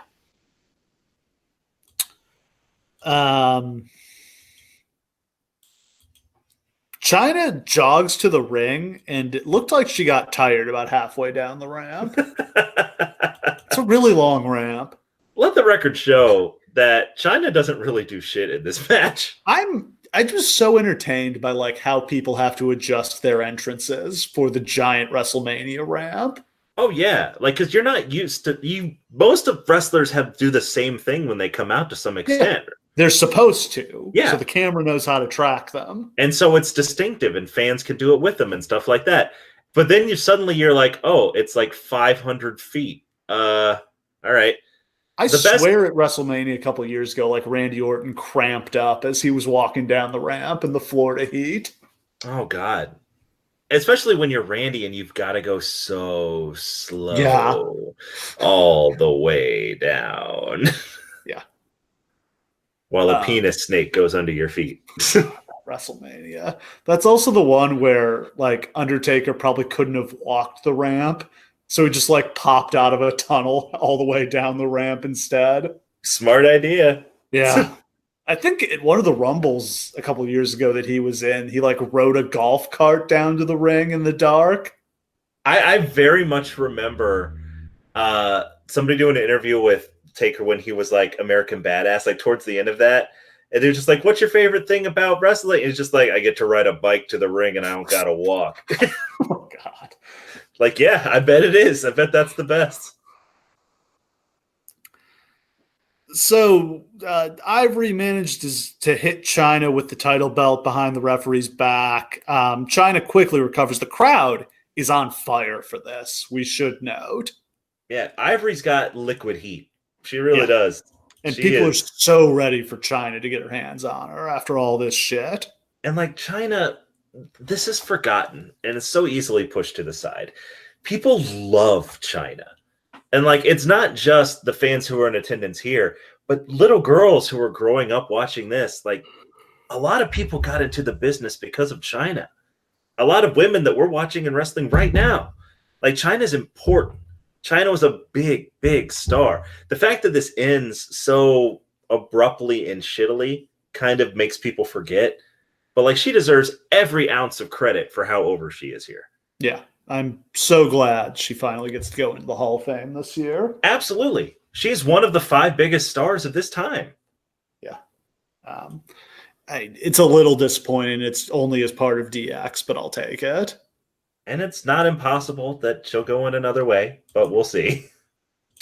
China grabs Ivory and just kind of throws her across the ring like a sack of shit. It's great. Big clothesline by China, then another one, then a backdrop. Ivory nails China with a jackknife, covers her with her hands, but pulls her up. China picks her up, press slams her, and China just lays on Ivory for the pin. This match got buried in the dirt sheets at the time. Got like -2 stars from Meltzer. I've got zero problem with how this went down myself. Like, 2 things. 1, it's Ivory getting her comeuppance. 2, China's turning heel. Like, China's gimmick is she thinks she's above the women's division. Yeah. I buried this match for a long time.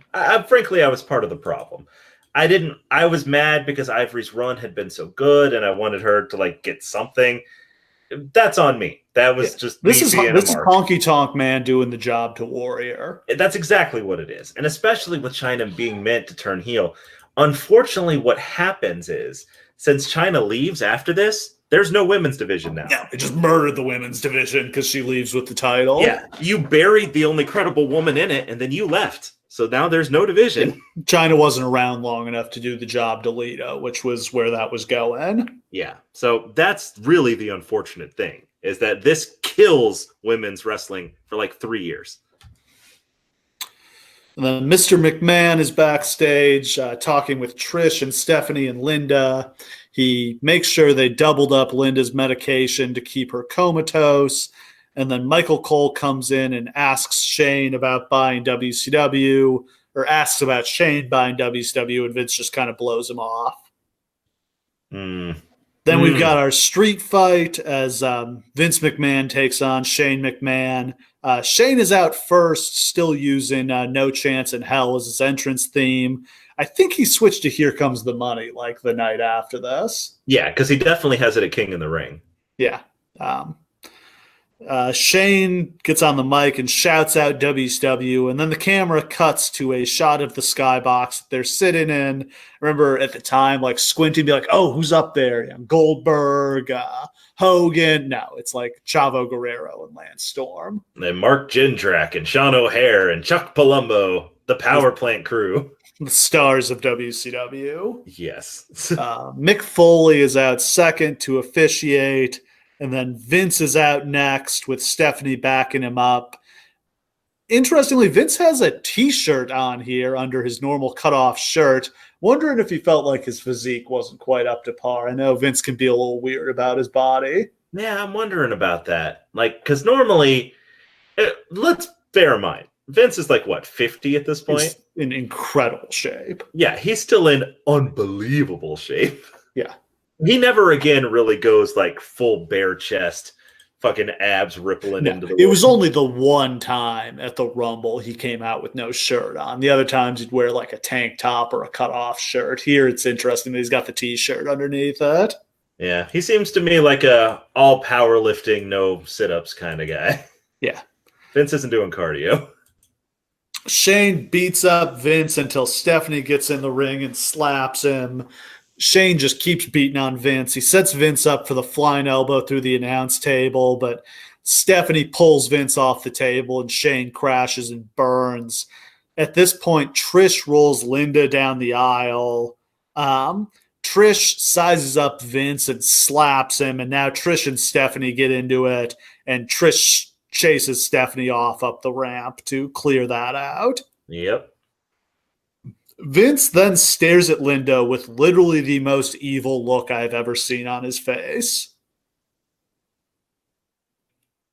Like, I'm having trouble coming up with things to say about this that aren't just where this is going is brilliant. It is. What I'll say. But like, just the fact that Vince McMahon is like glaring evilly at his comatose wife.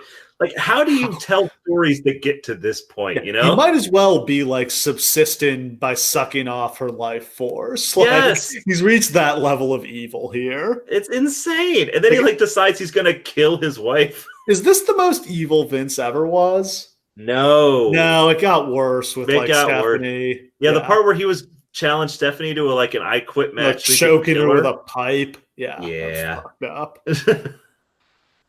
Foley warns Vince to keep his hands off Linda, so Vince hits him with a chair shot. Vince then picks up Linda and puts her into the ring, which is a pretty impressive display of strength. He's a strong man. Yeah. He sets her up in a chair in the ring so she can watch Vince beat up Shane. Vince hits Shane with a garbage can, and then he turns to Linda and berates her until she stands up and gets like one of the biggest pops of the night. This is like Austin coming down to help Mick Foley level pop. It's ridiculous. So good. Like they've sprung the trap. Like Linda and Trish got him. Yep. And then a big old kick to the grapefruits. Yeah. Just a ridiculous pop for that. Foley gets back up. He beats on Vince. Puts him down in the corner. That allows Shane to wedge a trash can in the ropes in front of Vince, go to the other side of the ring, get up on the ropes, and springboard across the ring to hit a fucking Van Terminator on his dad. Now, How much did you freak out when you saw this back in 2001? I never got to see ECW shows like okay. I had seen the Van Terminator. No, I had too because I used to download wrestling GIFs off of Kazaa, and like my favorite one was like a 1 second clip of the Van Terminator that I watched maybe 100,000 times. Now, the really crazy thing here is the WWF ring is significantly bigger than the ECW ring. Yes. Like, it's several feet longer. And he doesn't do the springboard. He just stands up there and jumps. Like, Van Dam with spring. Like, this motherfucker just has a vertical leap that takes him across like a 16-foot ring. And he can somehow still, I mean, it's been a few years now, but like, he did this at WrestleMania a couple of years ago. Steve, he did this twice at the last pay-per-view. What? Yes. Oh shit, that's right. He did this and got like tackled in midair doing it. He still does this every time he wrestles. Hey, Shane McMahon. Nothing about his wrestling career makes any sense. No. It's all impossible. It's impossible. Can anybody do this? I don't think so. I've seen other people do stuff like this, but like not at his age. Fuck no. Van Dam isn't doing the Van Terminator anymore. So Shane pins him. What a great, like, this is just the most ridiculous, hilarious, like, soap opera match. And see, this is what one of the things we always talk about with this show is that it has all of the variety. There's no other fucking overbooked schmoz fest like this on this show. It's just this one. There's no other super hardcore match like the Raven Kane Big Show one. There's no other women's match on the show. There's no other tag matches on the show. It's just like one of everything. It's great.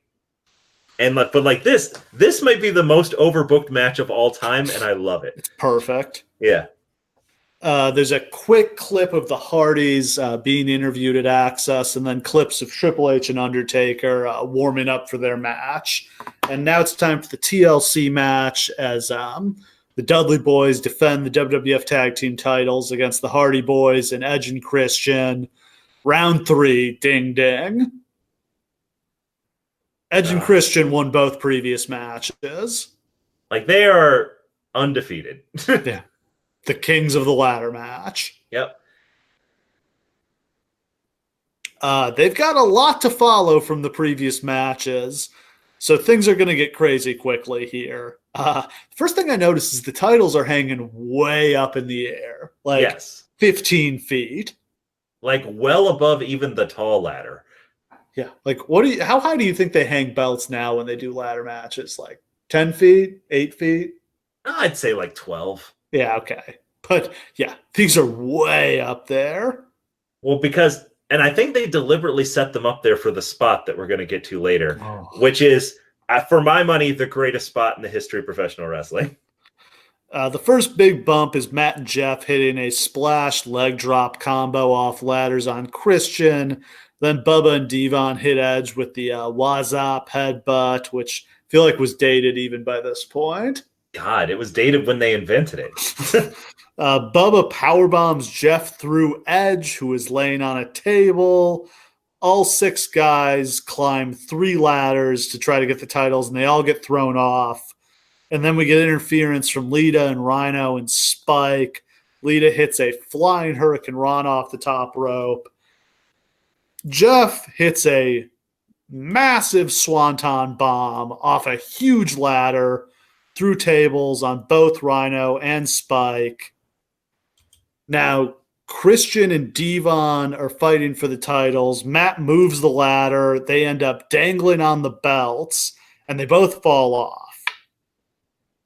Jeff now recovers and tries to walk across the top of 3 ladders. It doesn't work, but if it had a hilariously bad idea. And but you got to understand, to this point, he has not fallen ever in any of these spots.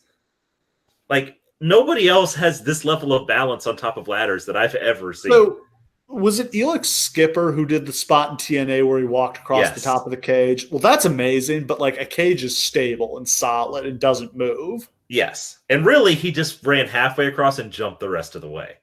Like, this would literally be like you would have to not put weight down in order for this to work. Just the thought of doing this scares me so much. He's 16 feet above the ground, just fucking around up there. And you just know these things are going to give out. Like, they're not on a solid surface. Like, in the real world, if you were going to climb a ladder that tall, you would have someone hold it. Or if you were doing it yourself, you would, like, dig holes in the ground to put it into so you would have something stable for the bottom base. Like, literally, wrestling rings shake constantly. They're designed to. Because they have give and they're designed to rattle and like move with your weight so you don't take the full brunt.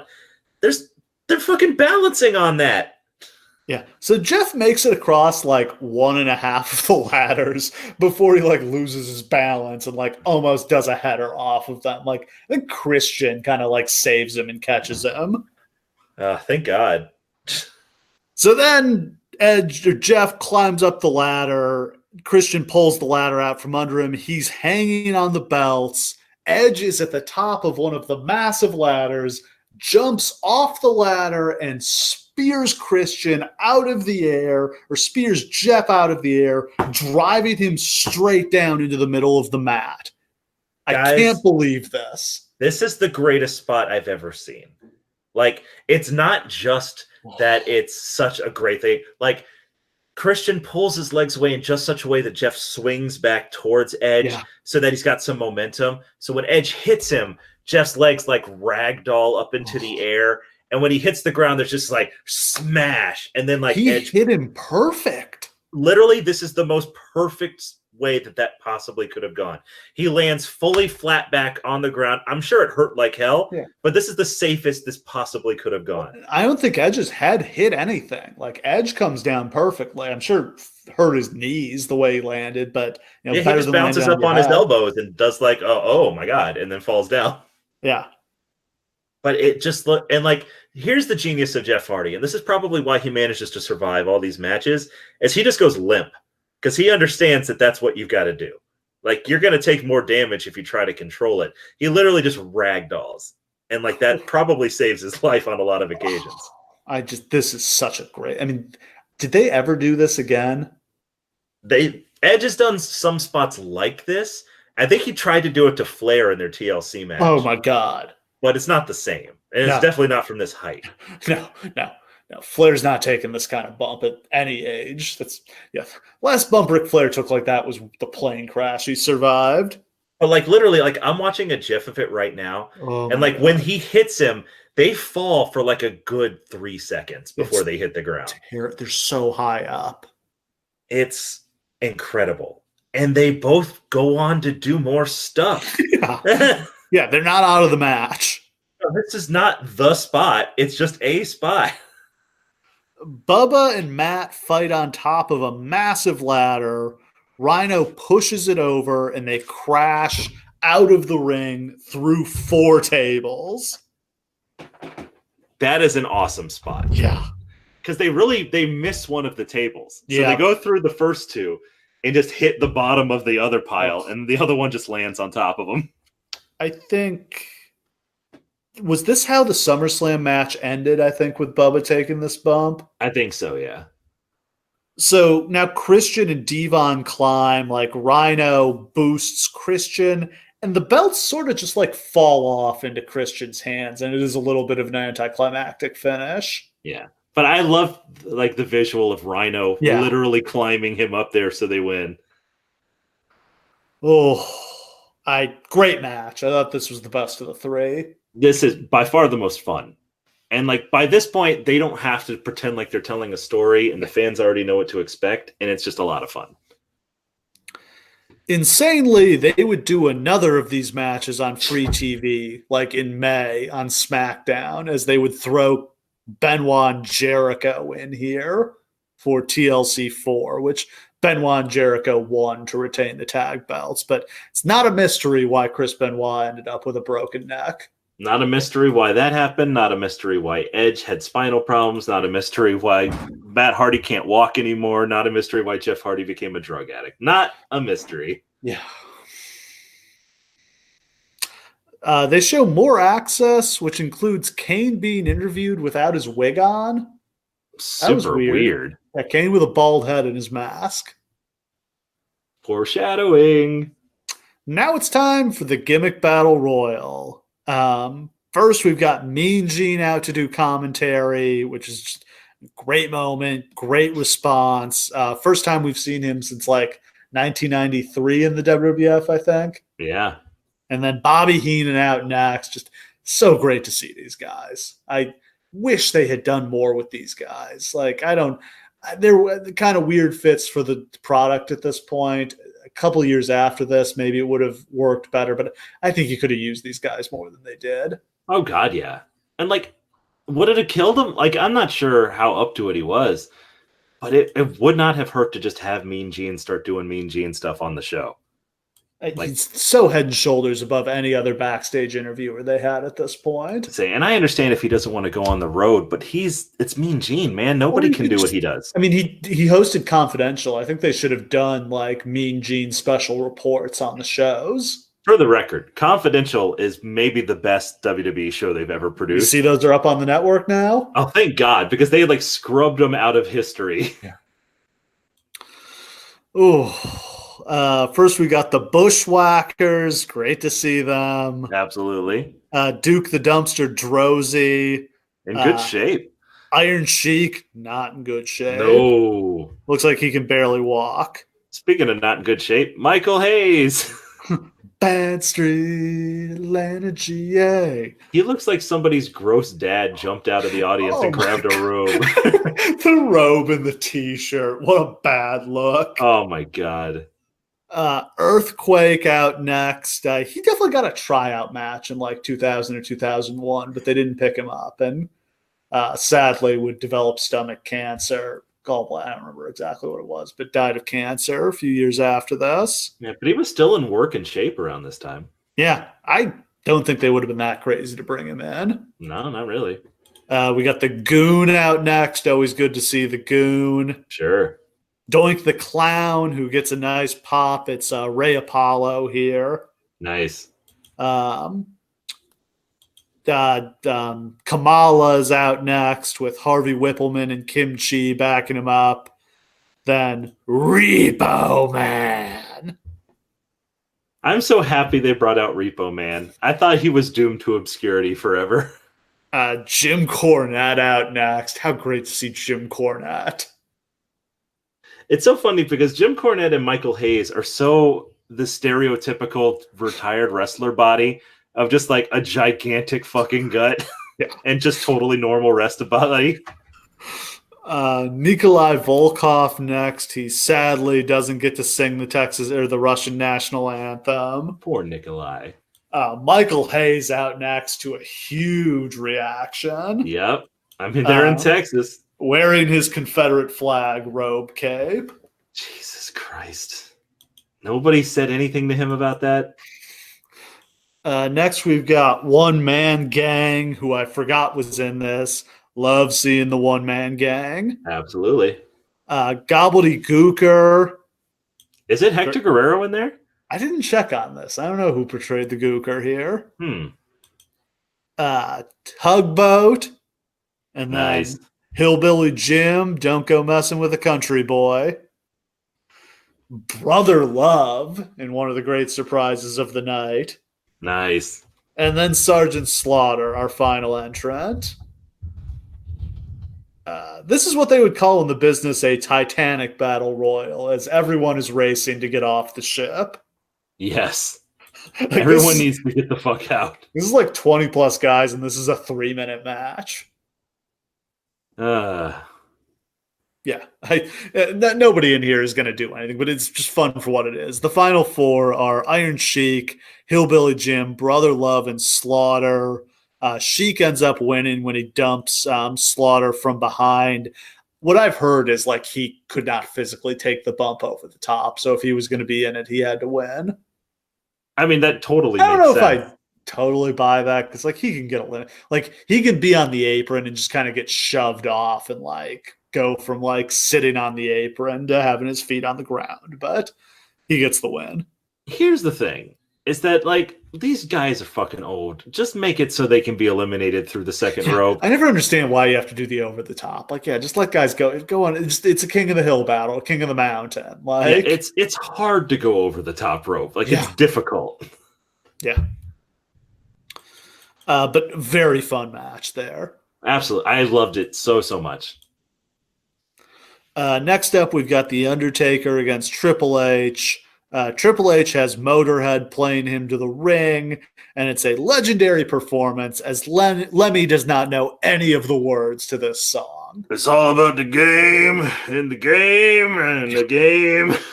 Oh, boy. And it still works. It's just badass gibberish, basically. Look, has anybody ever had like a live performance of their entrance theme and not looked like a star having it done? Like, I think this works every time. Yeah, it's just awesome. Well, okay, maybe when it was the DX band, it wasn't all that awesome. Sure. Undertaker gets a huge pop. I mean, he is. If Austin Badass was real over. Fuck, and then in the South in Texas. Fuck, that's a top baby face right there. Taker starts out in control with clotheslines and elbows. He goes for old school, but gets thrown off the top rope. Down on the floor, Triple H pulls out his sledgehammer. The referee gets it away from Triple H and sets it in the corner.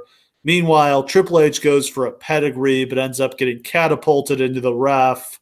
Undertaker hits a choke slam. The referee recovers enough to count 2, but Triple H kicks out. So Taker beats up the ref and casually drops an elbow on him. The most casual ref abuse ever. Just like, yep, let me drop this elbow here. Bam! Gotcha. So good. They fight out into the crowd and up onto a scaffold. Taker chokeslams Triple H off the scaffold, and then they kind of zoom out and you realize he only fell like 5 feet because there was like a lower level to it. But it looks like he's gonna, like he falls off into oblivion. Yeah, and Undertaker hits an elbow drop off the scaffold. That's still a bigger spot than you expect these guys to take. Yeah, Taker at this time, he was not doing like the rope dive at this point. No.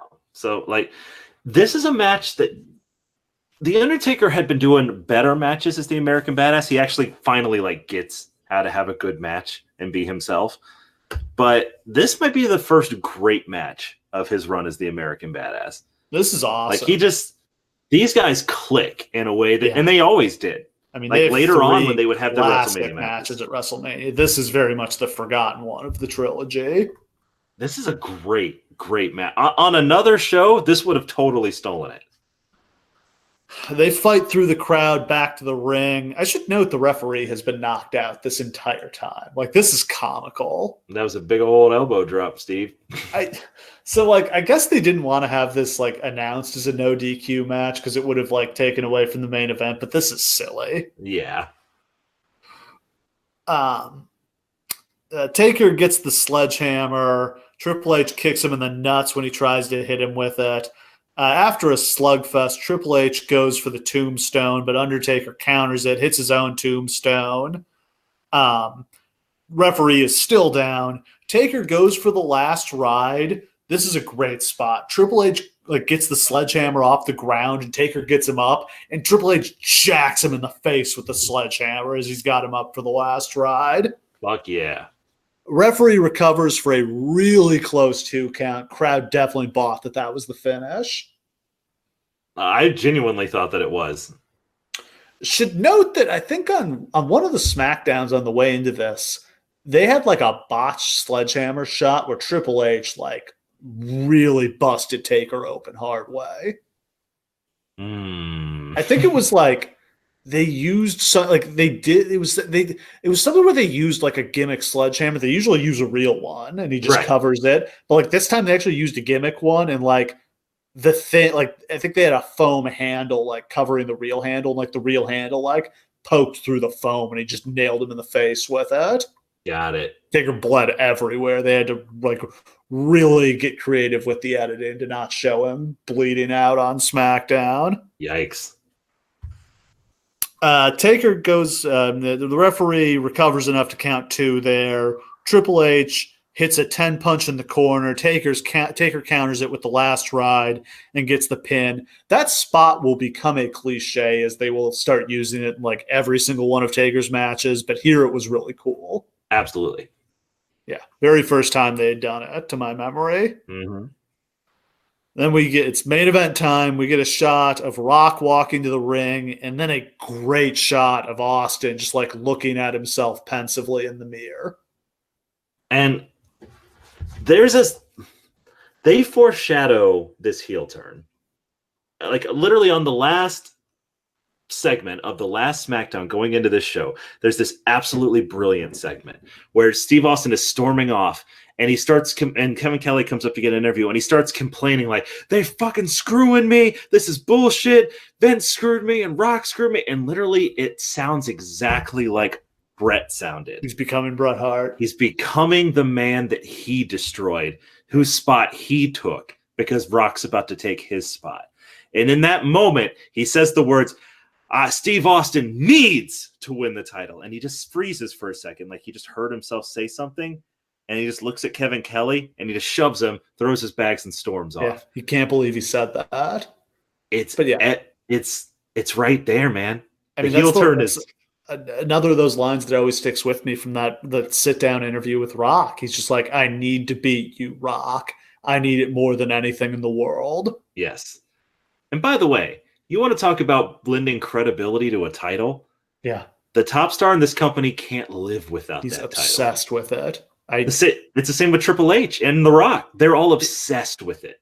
If he can't win that title, nothing he's ever done means anything. In his mind, his legacy is shattered if he can't win this match. And that's another big reason why the Royal Rumble 2001 is such a big deal. Because when he won the 2 Royal Rumbles before, he wasn't really supposed to win, but he was all like coming in, guns blazing, full confidence, who gives a shit, and then he wins. That one he had to win. And he was desperate to win it. And he got busted open by Triple H and had to overcome all these obstacles and throw the monster Kane out. And does he still have it? Can he put together one more legendary performance here? Does he still? And those doubts are creeping in. I mean, he's been through so much. He blew his knees out. He got dropped on his head and broke his neck. He had surgery that could have ended his career. He lost to Triple H the month. Is he still the old Stone Cold? And the juxtaposition between their two getting ready is so important. Rock is so confident. The Rock is just another day. He knows business. He's got him. He knows he's the man. Yeah. It's his company now. And Austin has doubts. Times have changed. Yep. I got goosebumps just talking about it, man. JR reiterates, Austin says he has to win. Heyman says both men need to win and neither man can afford to lose. And that cues up the epic My Way video package. Which has like a minute worth of Deborah and then immediately gets rid of her and goes straight into overdrive with all the good stuff. Just them like clinking their beer cans together so aggressively. Yes.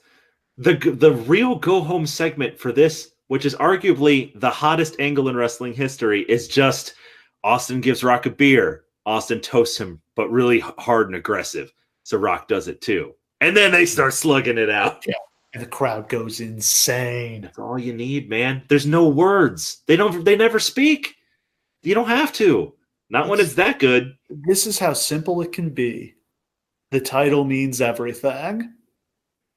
And they hate each other. The hate is just burning within them because they both are so desperate to be the top guy, to beat each other and prove themselves. Let's say, you know, you did a good job booking when you don't have to tell people what's going on. Where like everybody in every arena knows exactly what the tension between The Rock and Steve Austin is. You don't have to explain it. You don't have to take a whole lot of time and a bunch of promos and a bunch of weird shit to explain what these two feel about each other. You already know. It sells itself. So it's main event time. WWF Championship on the line as The Rock defends against Stone Cold Steve Austin deep in the heart of Texas. This is what the world has come to. Let's just bask in it.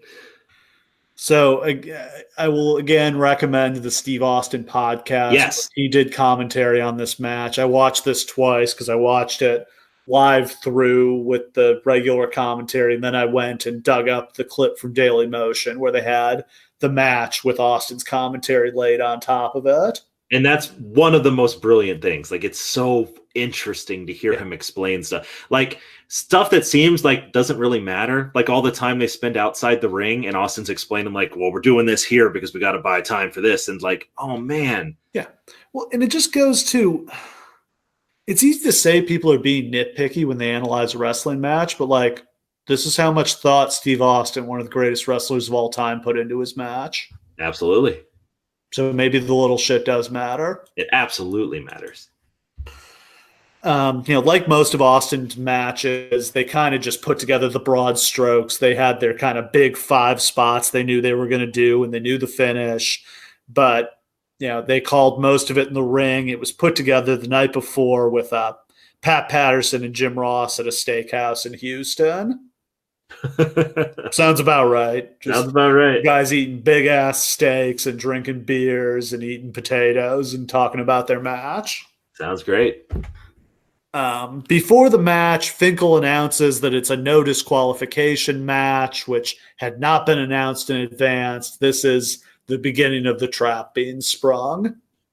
And like, Rock looks a little confused when it's announced, but he doesn't care. He's still perfectly confident, but he's just like, huh? But Austin doesn't look confused at all. No. Almost like he knows. The pop Steve Austin gets here is insane. And I will never forget the image of him going corner to corner and throwing up his arms and the sheer number of camera flashes. Yes. We don't get this anymore because people have phone cameras and they don't need a flash with that when they're taking pictures indoors. But like, this is the thing. And all the time that Austin's on top, he never really gets a moment where he's like the conquering hero comes home to Texas. This is that moment. Yeah. And this is deep in the heart of Texas, his home country. This is his hero's journey in the final run of it up against the Hollywood motherfucker. How did they think they were going to get this crowd in Texas to boo him? If this match was in Miami, yeah, sure. Crowd probably would have been pro Rock. But here, 90% for Austin. They boo Rock. Like, he gets cheers when he comes out, but he gets boos during this match. When he's on offense, they're booing him. And, like, if you're going to point to a flaw in this match, it's kind of backwards in that it's constructed with Austin as the aggressor. Yes. Like, I think it should have been Rock kicking Austin's ass, and Austin won't stay down, and he wins just with willpower. And arguably, that would have made the heel turn more effective, too, because Austin's playing a heel this whole time. So it makes it kind of like, oh, when he turns. If instead he was normal Austin getting his ass kicked and then firing back up, and then finally he just betrays everything at the end to get it. Because that should be the story of this match, right? That Austin isn't good enough. That he doesn't have it. That he needs Vince to win. But he does, because he can't keep Rock down. Yeah, that's the thing. Everything at Rock, and Rock just keeps kicking out. But it's weirdly constructed in that they sort of treat Rock like Mick Foley at the end. We're like, 100 chair shots aren't enough. Like, you would think that would be Austin who would be doing that. But I get what you're saying. Rock is out. He's cheered, but there's definitely some boos. And I'd say in the lead up to this, when Rock and Austin would fight, the crowd was siding with Austin. Yeah, he's got the momentum. I mean, he's the one who's on the hero's journey. Like, Rock has never struggled for shit. We know that like Dwayne Johnson did struggle with depression and other issues in his personal life. That had not really been portrayed on the screen at all. The Rock on screen has zero vulnerability. Yeah, and this is not Dwayne Johnson. This is The Rock, who was first Rocky Maivia, who was gifted the Intercontinental title, and then he became The Rock, and he has been turned on the fans multiple times. Steve Austin never did that. Steve Austin never once turned on the fans. He never once acknowledged that he liked him either, but he never turned on him.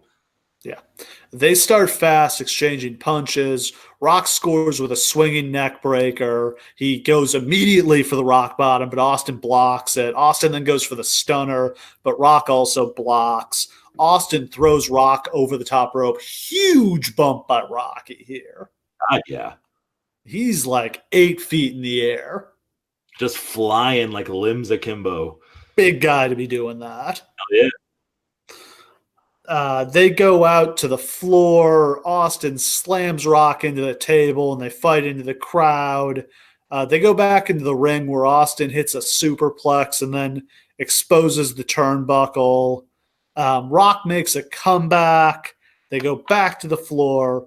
Rock gets into Hebner's face.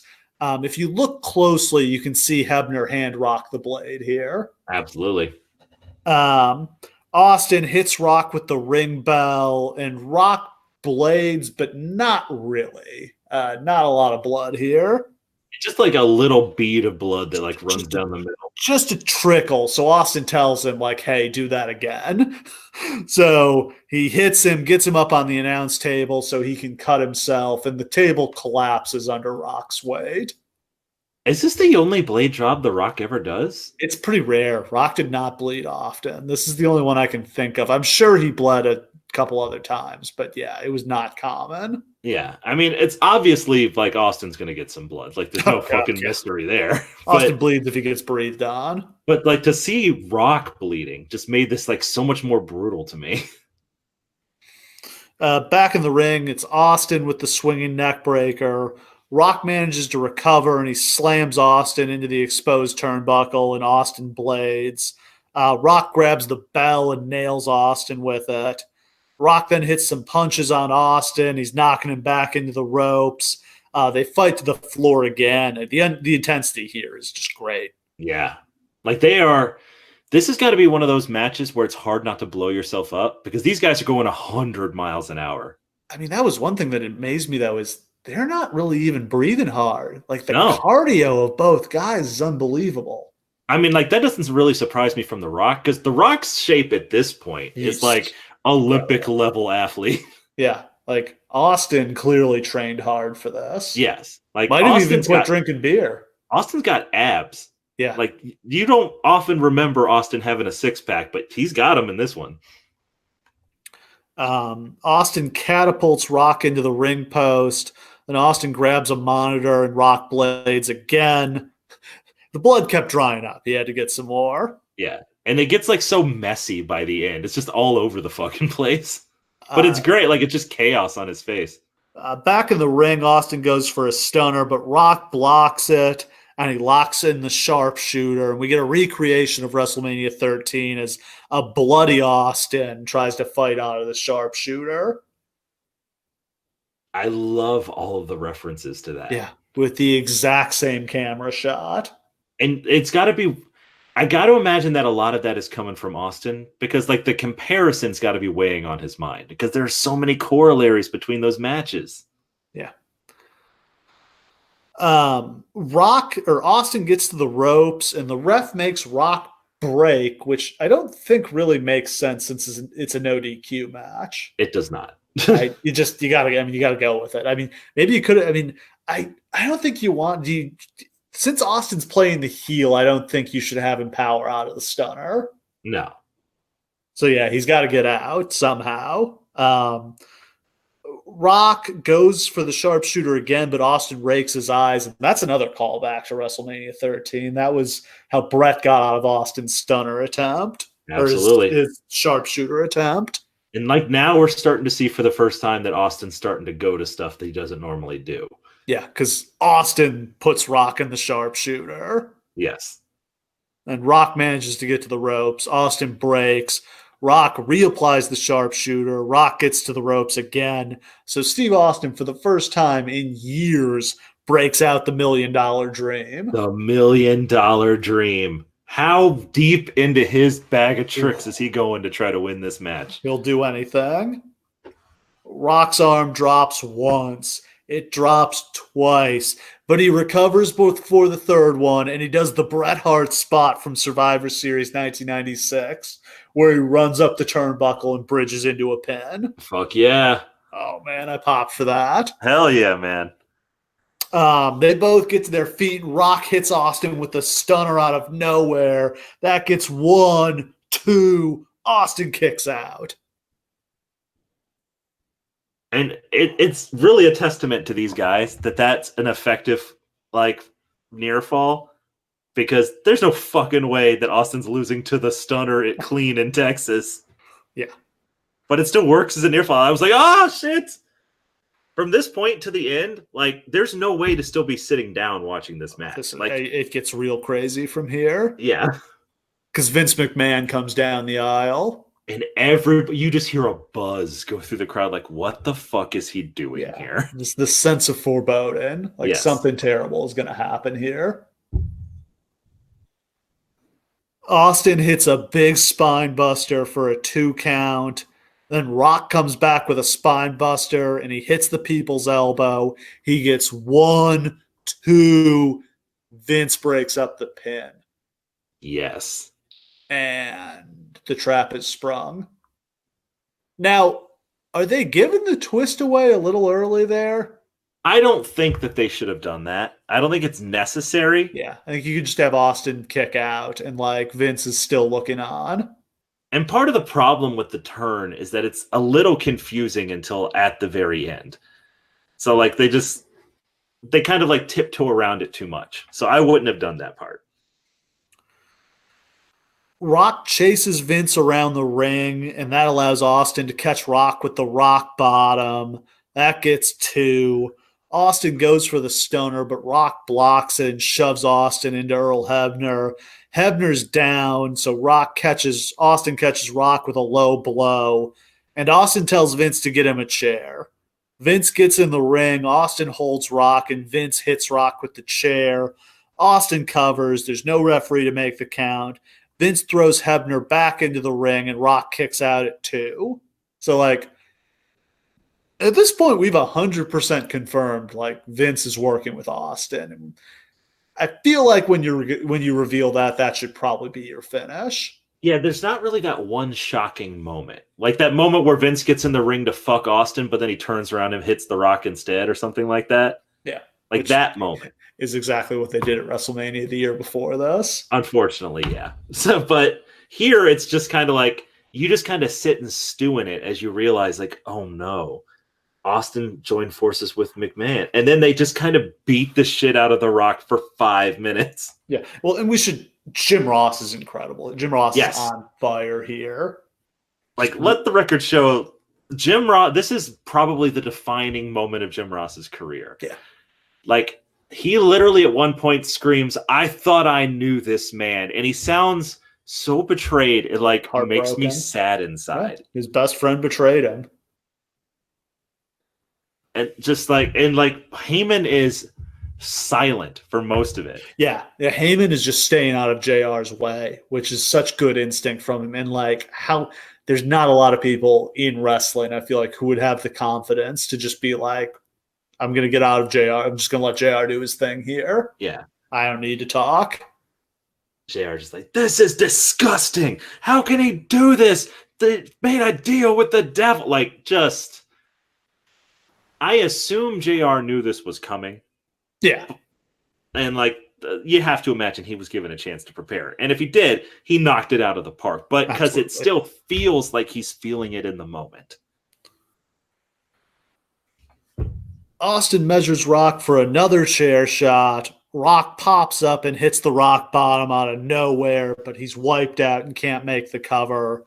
Rock knocks Vince off the apron. He turns around. Austin nails him with the stunner, but Rock kicks out again. The crowd can't believe this. And now, if the idea is to turn Rock face in Texas and to turn Austin heel in Texas, they haven't succeeded at turning Austin heel, really. But, the crowd's popping for Rock now. Yeah. Yeah, because Rock looks like a badass here. This is some, nobody's ever... Here's the thing. It's totally commonplace to kick out of a dozen finishers in a match now. Now it's just how it goes. But I never remember seeing a match like this before that point. I mean, Rock had kicked out of the stunner like 1 or 2 times in their last WrestleMania match, but it was like with the ref being bumped and slow counts and stuff like that. Here, The Rock's just kicking out of what is to this point the most unkick-outable finisher like 5 times. Yeah, I'm trying like to think The Rock of just won't die. Any previous time the stunner's been kicked out of. It's not common. No, and they protected the shit out of it. Vince hands Austin the chair. He nails Rock with it, hits a huge chair shot to the head, but can still only get 2. Austin just takes this chair and wails on Rock with it, hits him literally a dozen times. It's like back, head, back, Yeah. just like wearing him out. Crowd cheers every single chair shot. Yes, they do. It's like eventually they will figure out the way to make Steve Austin a heel is to like take away all the things people liked about him. But yeah, what they seem to misunderstand here is like people love that Steve Austin's ruthless and that he'll do anything to win. Yeah, the idea that like, oh no, Steve Austin is a dickhead and violent. Well, no way we'll cheer that. Goodness. Yeah. Steve Austin's an asshole. Steve Austin never once admits to the fans that he gives a shit about what they think or what they're doing. Steve Austin betrays and destroys everyone who tries to help him. He's not a good man. That's what we like about him. Ooh. So Austin covers Rock, finally pins him, gets the 1, 2, 3, and the crowd explodes. Like, yes. Yeah, no boos at all. I don't think that they for one second considered that as evil as Vince McMahon is and as defining as Austin and McMahon is, they almost turned Vince McMahon face by having him help Austin. Yeah, they just love Steve Austin that much. Yeah. Like, it just is what it... Like, if Vince had turned face from this, the fans would have accepted it. That's how over Steve Austin is. And then we get the iconic moment as Austin and McMahon shake hands in the middle of the ring. And they shoot it from, like, underneath. Yeah. So just, like... And you can just, like, see people in the background with just, like, a disgusted look on their face. Because here's the thing. The crowd is very torn. Like, after the match is over, there's not a lot of sound. Like, people are just quiet and buzzing. Like, they can't believe this, but they are just kind of like, oh no, they actually did this. Like, yeah. It feels like it's meta heat. It feels like the heat's on the promotion rather than like the people are taken out of the story, because I just don't think they buy that like Steve Austin would do this. Yeah, what they wanted was garbage filling the ring. What they got instead is silence. I noticed this time they've got security like all over the ring. Like they think there's going to be unrest. They thought there was going to be a riot. They thought this was going to be perfect. It's going to be so hot, and instead people are like, oh no. They totally misunderstood. And here's the thing: do you think there's a way to turn Austin heel here that works? Because this isn't it. I don't know. What's more heelish than him joining up with Vince? I'm not sure there's anything Steve Austin can do to turn heel. It's kind of like red and yellow Hulk Hogan can't be a heel. It just doesn't. What the character is something people like so much that any semblance of it won't be a heel. It just won't. Great commentary here as JR says Stone Cold is shaking hands with Satan himself. For the love of God, someone tell me this is not happening. Heyman, Stone Cold has sold his soul for the WWF title. Which, see, that's the brilliant thing. Like, if you just look at this in a vacuum, it doesn't work. But the story they're telling is genius. It's Shakespearean. Yes. Like the Temptations. And he sells out to his arch rival. Say, always before he was strong enough to fight off McMahon and everything he threw at him, but now he's given in. In a moment of weakness, can't fight it anymore. And for a man who has no friends, for a man who has no allies, who has no help, who do you go to? Who do you go to get that help? His arch enemy. The only person who will listen. The person who wants it more than anyone. Vince McMahon. And on some level, this makes Vince a mega ultra heel because like he was so defeated before this. He was humiliated and beaten by his son and his wife. And now he ends the night with everything coming up right for him. This works a little bit better, I feel, if you give Vince more of a reason to hate The Rock. Like, it makes sense why he would want to get Austin in his pocket. But you don't get that sense that he's doing it to kill The Rock because he hates him so much. Had him and Rock really interacted much at all on the way into this? I don't feel like they cross paths much. Vince does the Deborah thing to fuck with The Rock, but that's because that's the thing. Like, if you have that moment where Vince comes out and you're like, boy, he hates both of these people, which one is he going to screw?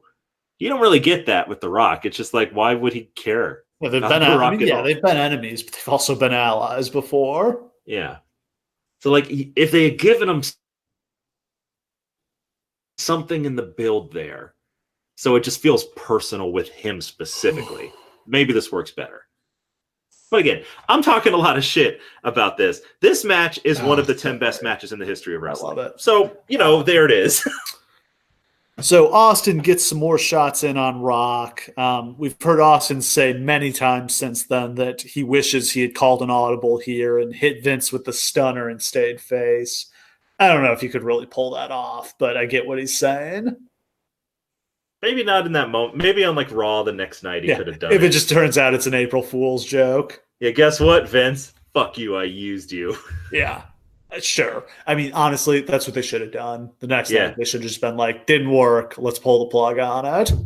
And we've already talked about before, like, there are like 2 or 3 times during his heel run where they could have pulled the plug and the fans would have been 100% fine with it. Yeah, when they did that turn, when he turned back face during the invasion, it was one of the hottest angles of all time. Yeah, literally, they had to, like, on purpose not go with it. Like, it's so simple to just lean into what the fans want, but I really believe it's just Austin didn't want to be that anymore.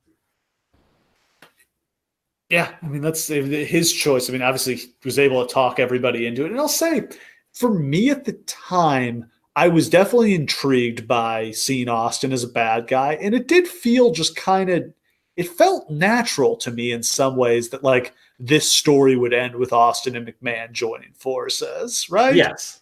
That, like, Austin in his desperation would lose who he was. Yes. Like, the story through line makes complete sense from start to finish. You can't argue with the logic. I think if you had done this the next year at WrestleMania, you can make it work. I think this was just too soon. Yeah. But even so, like, I can't overstate enough how much I love the storyline of Austin understands he's not good enough anymore, and he has to find something. And in that moment of desperation, he finds Vince. Like, that is a perfect end to the Attitude Era, is to find that moment where, like, the feud that defined the Attitude Era is over, and now they're partners. Like, that is the end of that chapter in wrestling history. Like, it's a beautiful thing. Yeah. So in a lot of ways, like, we can nitpick it all we want. The story they told was genius. It's just that people didn't want it. No, and the ratings just sink like a stone after WrestleMania. Like, they go downhill real fast. Their business goes downhill incredibly fast. They stop selling pay-per-views. They get a little boom with the invasion initially, but that completely falls apart. And by the end of this year, I mean, this company is just, it's almost unrecognizable in terms of how fast their popularity has fallen. There's just this sense throughout the entire show that this is a special night and it's the end of something. And I don't know if they meant it that way. I don't know if they meant to engineer it that way. I'm sure they didn't mean to have their business tank. Yeah, exactly. But, like, this is the end of the Radicals. It's the end of the Right to Censor. It's the end of China. It's the end of Face Austin. It's the end of all of this shit. Triple H goes out. The Rock goes out. Everybody goes out. Everything changes. This is the end of the most prosperous period in wrestling history. And it's definitive. And they've never gotten back here. They're still chasing this. I don't think you can get back here. It's hard. It took 100 years to get here. Not 3, not 10, 100. this is the culmination. It's perfect. In such a different like media and entertainment environment, it's hard to see how they could break through like this again. There's just so much more stuff to watch now. People have so many more options. Yeah, and don't get me wrong, I do believe that they'll get to a point. Like, I do believe that wrestling is to some degree cyclical, just not to the degree that people say that it is. I do believe there will be another boom period. There will be another, if it's not this company, then another one that reaches an inexplicable height that's incredible. But it just won't be this. Yeah. It can't be this. Yeah, the cycles can be a lot longer than people realize. Like, wrestling got hugely popular in the 1950s with the DuMont Network and the national TV, and then they didn't get back to that level for over 30 years until like the mid to late 1980s. It's just because it was only about 10 years in this, like it was not a long, it was like, 5-6 years from boom to boom here. Like people got used to the idea that like that was how long the cycle would be. And it can be a lot longer than that. Like in some sense, we're like only, halfway through that 30-year period, if that's what it takes again. Yeah. I mean, there's just a lot that's different. It's not really possible to compare particular eras to each other, even as easy and tempting as it is to do that. But this is a perfect crystallized moment. If you go back and watch the show, it will put you right back in that place that you were when you first saw it from start to finish. And for that, like, there's a lot of talk about what the greatest wrestling show of all time is. I'm particularly partial to certain Wrestle Kingdoms and Big Egg Universe and all of this fancy wrestling nerd shit. But if you just break it down to the simple answer, this is it. Yeah, there are WrestleManias with better. If you're just going for match quality, like WrestleMania 19, WrestleMania 24, like have WrestleMania 30 have like a higher average match quality than this, right. I would say. But if you're looking for more than that, if you're looking for a coherent show and a hot product and an incredibly important moment in history, I don't think you can top this show. I agree. Oh, I'm tired just talking about it. I know, I'm exhausted, man. Just what a roller coaster this was. The highs and the lows, and oh boy. So good. Oh. So yeah, we conclude what I believe is our longest episode of all time. And it deserves to be. This is that one. You could talk all night about this. There's so much here. It's mostly great, and unfortunately the outcome ends up being pretty terrible for the company, but those are just the breaks sometimes. God, yeah. But that's it. WrestleMania 17 in the books. Oof. Oof. I need a cigarette. Thanks for listening. We'll see you again next time.